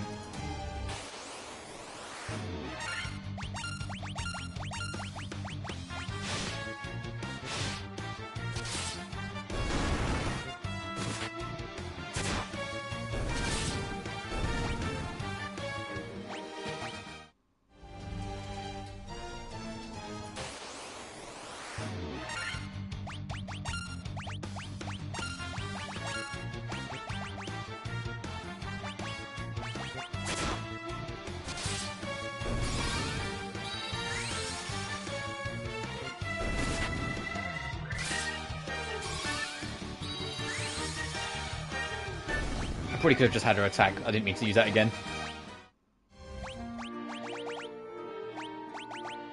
Your silence, nice. Still got 4 uses though, so we're okay.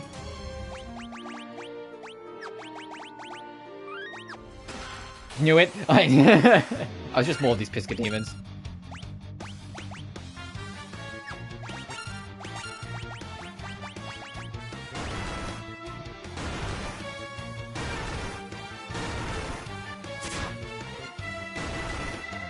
Ow!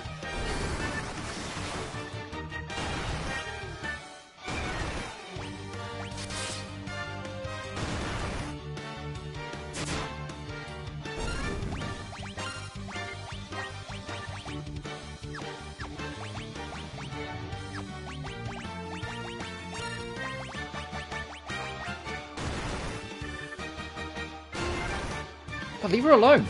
God! Okay, cool, that did go off first. I was hoping it would.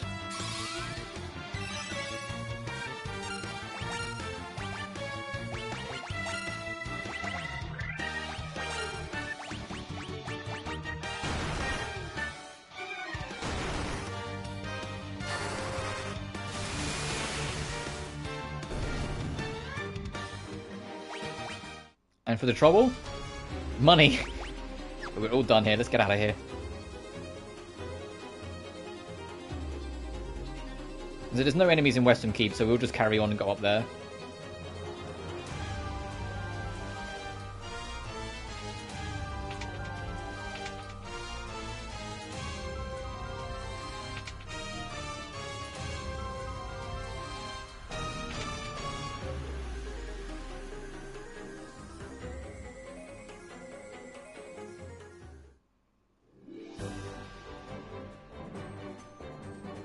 And then it's just Chaos Shrine and the castle, the check.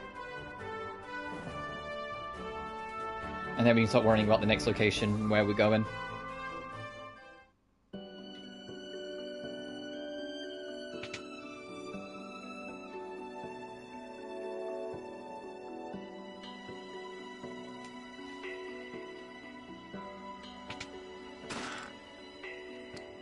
God damn it!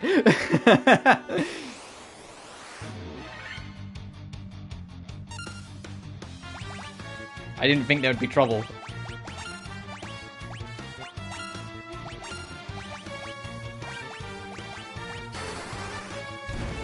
I think these guys count as undead. Yes, they do.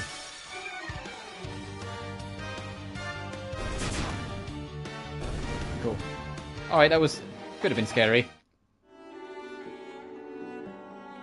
The Falcion.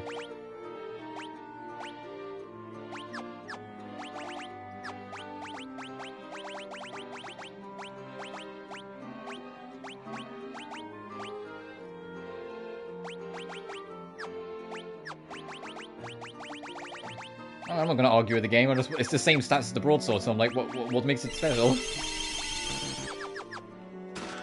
Yeah, they're all going to be monsters.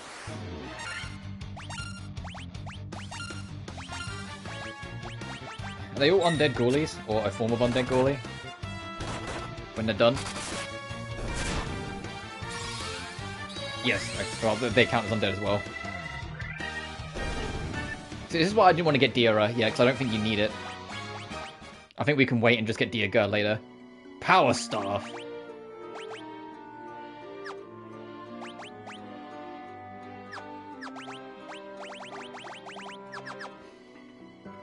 Last but not least.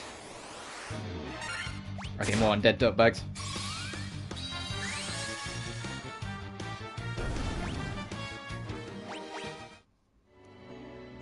Steel gloves.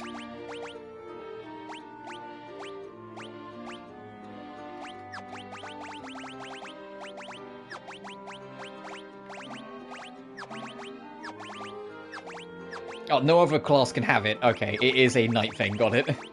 So the knight got off pretty nicely, actually.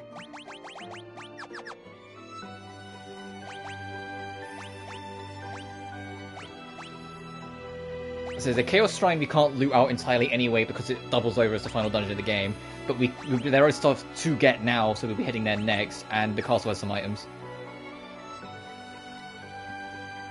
And considering they might be monsters in a box, I am gonna rest at the inn.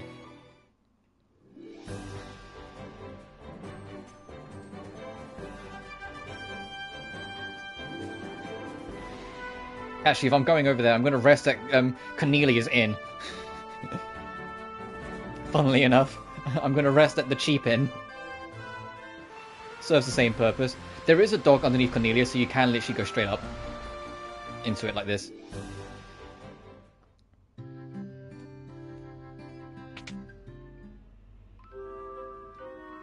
Yeah, 30 gil, please. Yeah, I'll have affordable housing, please. Thank you.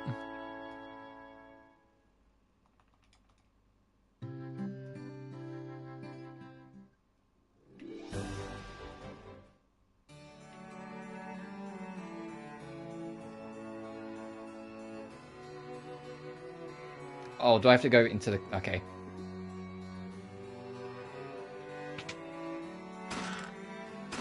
Cottage, saber, mithril knife. Iron armor, tent. Nitro powder!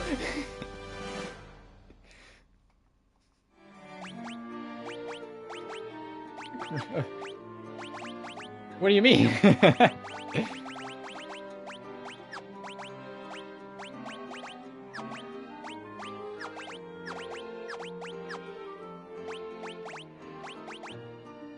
Oh, saber's not as good. Damn. Oh well, still nice to loot out. That is everything. I can't remember what that's for, but later. Because next we need to run up to the Chaos Shrine. And it's worth keeping counters off air anyway, because it's just going to be the basic goblins, so we'll get like no experience now. Because we're like level 16 across the board.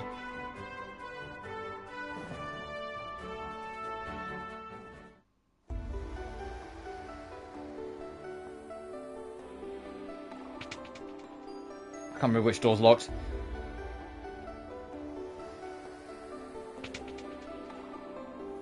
I'm sure one of them was.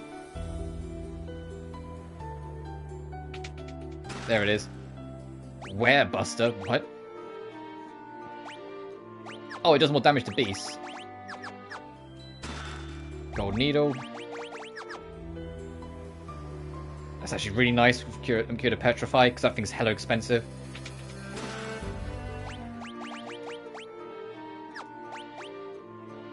Oh! No, yeah, I'll take the Rune Blade. I'll use the Rune Blade over the Werebuster. And so there's still a whole bunch of treasures we're missing, but that's literally just because we can't get the rest.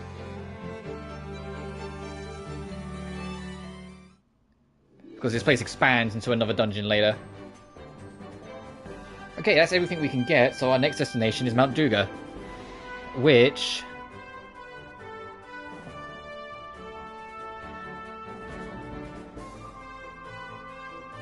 is to our left. Or to our west.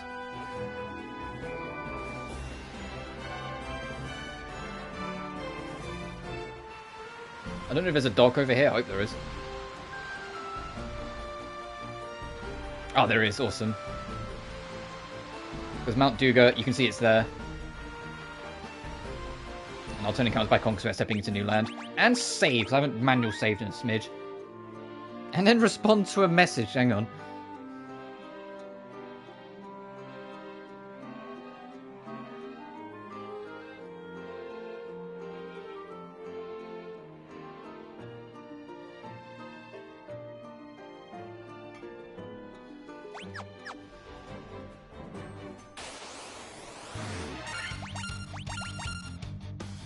Still the same enemy we can just attack. Dun, dun, dun, dun, dun, dun, dun.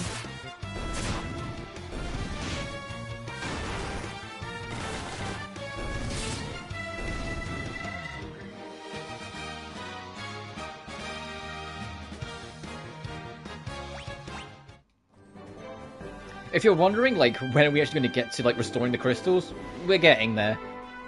The Earth Temple's, like, you see that triangle, like, southwest of us? That's we're gonna go there eventually, I promise. That's where we're aiming for.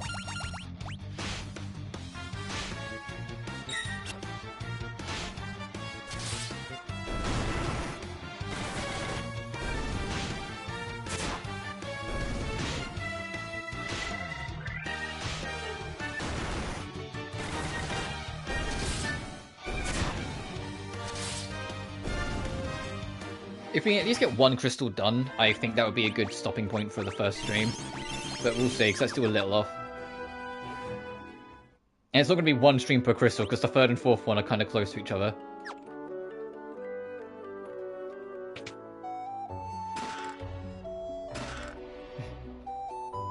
Wait, Crystar, even the blind can see. I hear that the Dark of Astos nicked one of the belongings Te Matoya. Making some leatherstone. It's supposed to be an amazing material that makes things float in the air. Lally-ho. That's Sund? Aye. That's Nerik. He's smashing rocks at the back of the cave. Mind that when it comes to defense, a good armlet can be every bit as vital as body armor. Ye should try one out sometime. That's Sund. Oh, that's Nerik.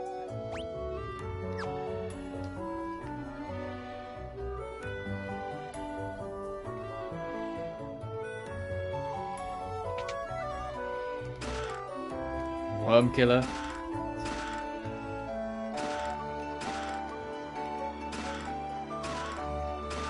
Damn, we just cleaned. Damn. Oh, the worm killer has an extra point, and is also effective against dragons. And yes, I do say worm because I'm British. I don't say wime or wyam.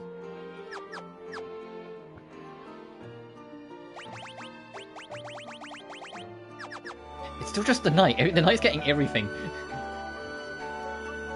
Nitro powder. An explosive force in that powder will make canal open in no time flat. I owe you, Barons. Oh, so that's what it's for. Oh, he's going to blow open the path forward for way later. There we go. New we can blast his rock to smithereens. What you standing round for? That powder sets it blow. Unless you plan on going with it, ye best get out while you still can.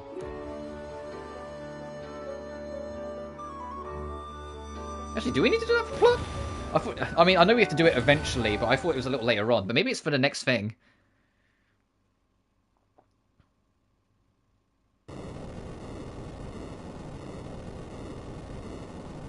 I was going to make that collapse so we can take the boat out of it. Yep. Okay, so now we're not trapped in this circle anymore. We can take the boat through that gap. Which then effectively ends the first real quest of the game. Get free of this chunk of land. So to recap, to get free of that chunk of land, you need to blow that hole open. To blow the hole open, you need nitro powder. For the nitro powder, you need the mithril key. For the mithril key, you get it by helping the prince. To help the prince, you need the tonic. The tonic is from Matoya Cave. Matoya won't help you unless you have a Crystal Eye. Crystal Eye is in with Astos. Astos won't fight you until you have gone to the Marsh Cave to get the crown. So it's one giant fucking fetch quest, is what we've done. And to get over there, we needed the boat, but the boat we got from dealing with the pirates. Do we have all the treasure chests? Oh, we do. I mean, we're still going to poke around because there's a few other people to talk to. And one of them spoke of a Leatherstone, so keep that in mind for way later. So there aren't no rest in new decay spreads. Oh, if you find adamantite, come here. Final Fantasy IV was referencing this. If you find adamantite, come here. And he will make Excalibur for you.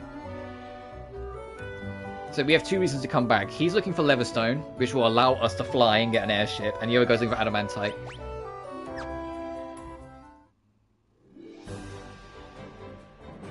But our next destination, now we've blown a hole in the ground, is to get to the southern caves. There's like 3 caves in this side way over here. Oh, just auto. Because you got the Terror Cavern, or the Ground Cave. You got Titan's Cave, and you got the Sage's Cave.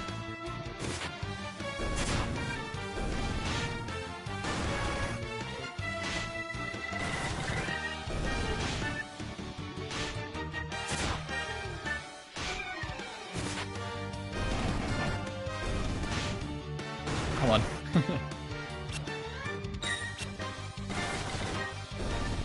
Only trouble when there's so many enemies.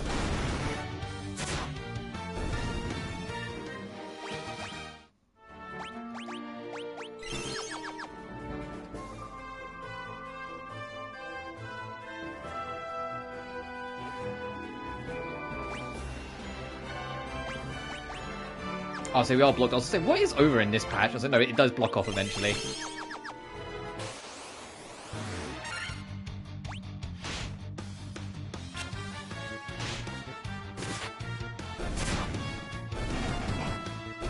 Hell yeah.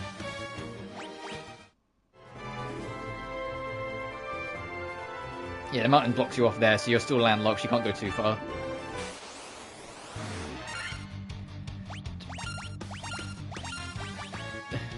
No, there's so many of them.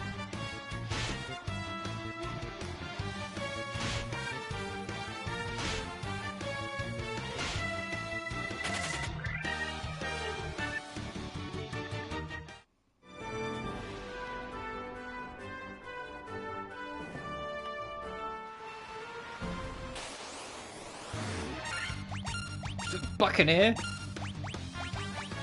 Oh, Buccaneers need to buckaroo back off my ship, thanks.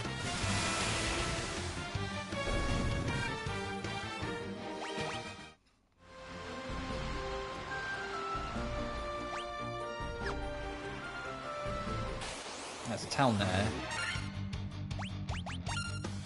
Oh, fuck it. Bomb them.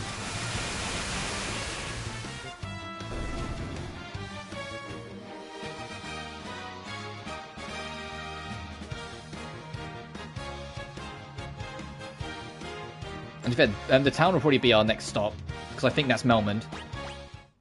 Oh hey, we've got a saber. Oh, there's a dock right here. Yeah, this is Melmond. Let's pop in. Oh, it looks a bit, Can you tell this town's close to the crystal? And now the crystal's destroyed, it's left some effects.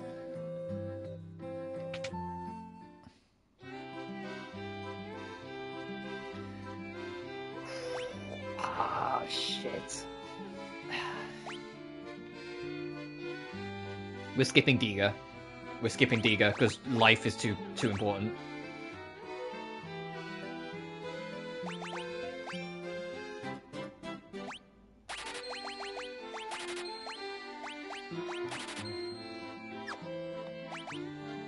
Life is way too important. So what level is that? That's level 5. How the fuck did we miss level 4? How does that happen? Where's level 4?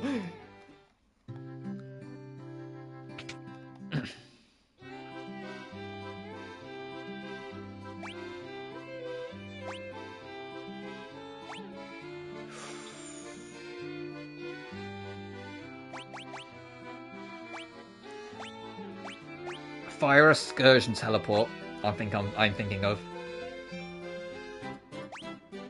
Literally these three. Like, we've got Slow. I know, like, Slower is... I think Slower reduces their speed even more than, like, just Slow, but yeah. I'll take Firaga. I'll take Scourge, because it's a cool sounding spell anyway, and I will get Teleport when we get the chance to. I might have to sell some shiz. I say that this game is not generous with its pricings, so I might not be able to get enough just by selling. Oh, just straight up a longsword.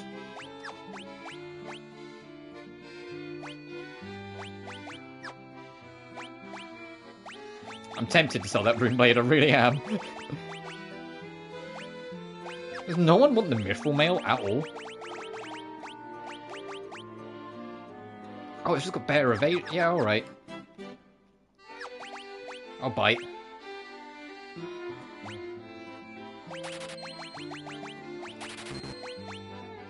Yeah, I'll buy it, I'll sell it.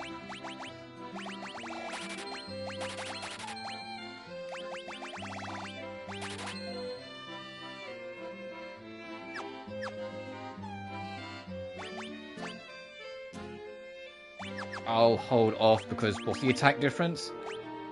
1 point? Yeah, no, we'll save.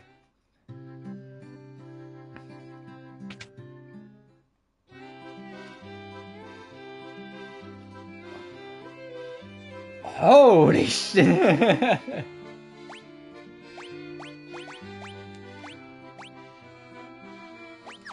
No, I want to go buy that teleport spell. Actually, I'll buy one of them, but I need to go get that teleport spell.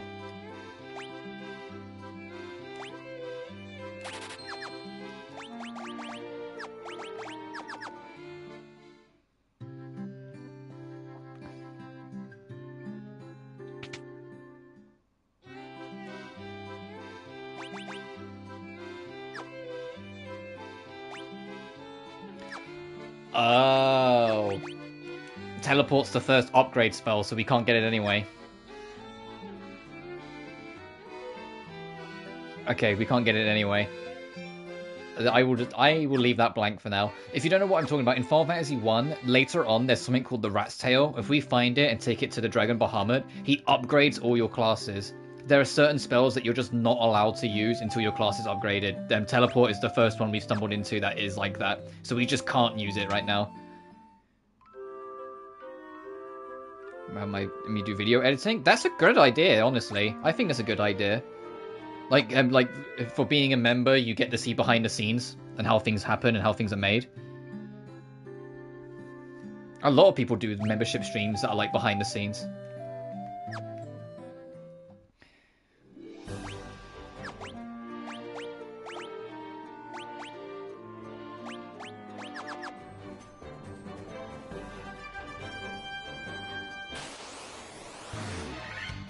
Why there's so many spiders? Golden Sun, Link to the Past. That's an interesting way of looking at it, but yeah, I can see it. Yeah, down here we just got Firaga and Scourge. Oh, you know, I gotta let one Scourge loose. I gotta let a Scourge loose. I gotta see if it works.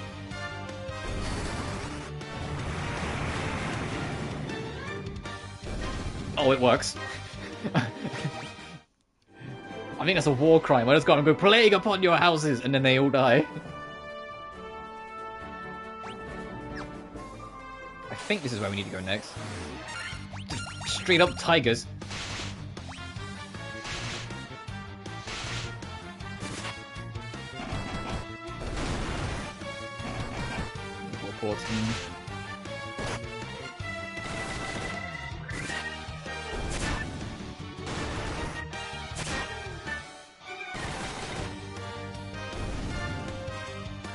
I was about to say, isn't there a new one? But no, that's Golden Axe I'm thinking of. That's getting a new game.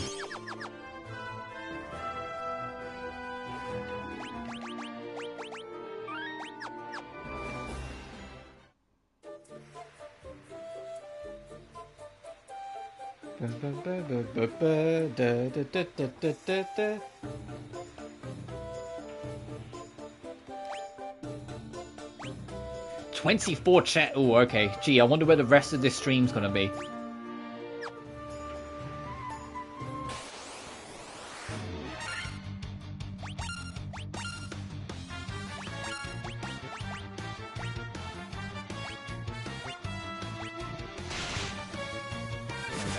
Link to the Past. Please on the SNES. Fair enough. Yeah, Link to the Past is fantastic. It's the sequel, Link Between Worlds on the 3DS is really good too. A lot of like the 2D or like 2D like face down Zeldas I think are really, really good.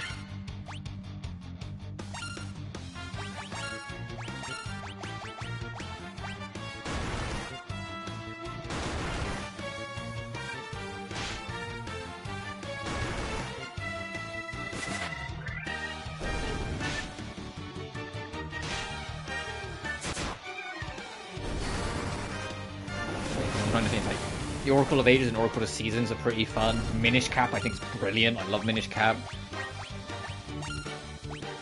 Phantom Hourglass is probably the weakest just because of the dungeon grind.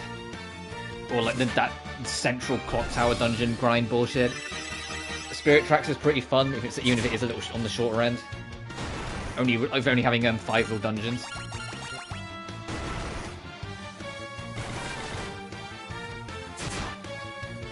Advance Wars. I've always heard of Advance Wars, but I've never played it. I've always like been aware of it though.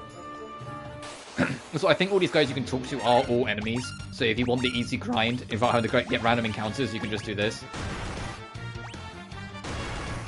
These are Fear Incarnate.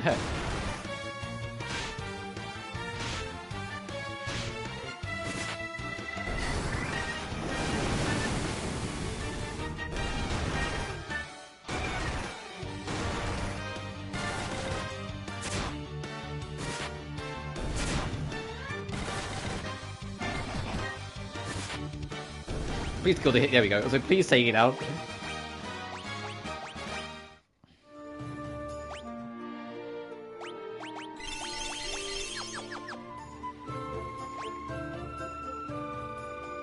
Oh, there's rooms down there, and I can see the way forward.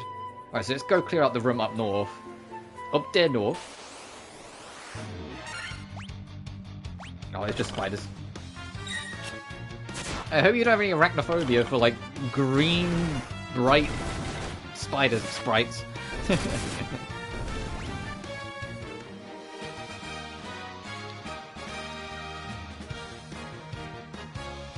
Yeah. Oh, trophy unlocked, Legendary Warrior. I've killed 500 monsters this stream. We've been streaming for, what, 3 hours and 20 minutes. We've already killed 500 monsters. Oh, God.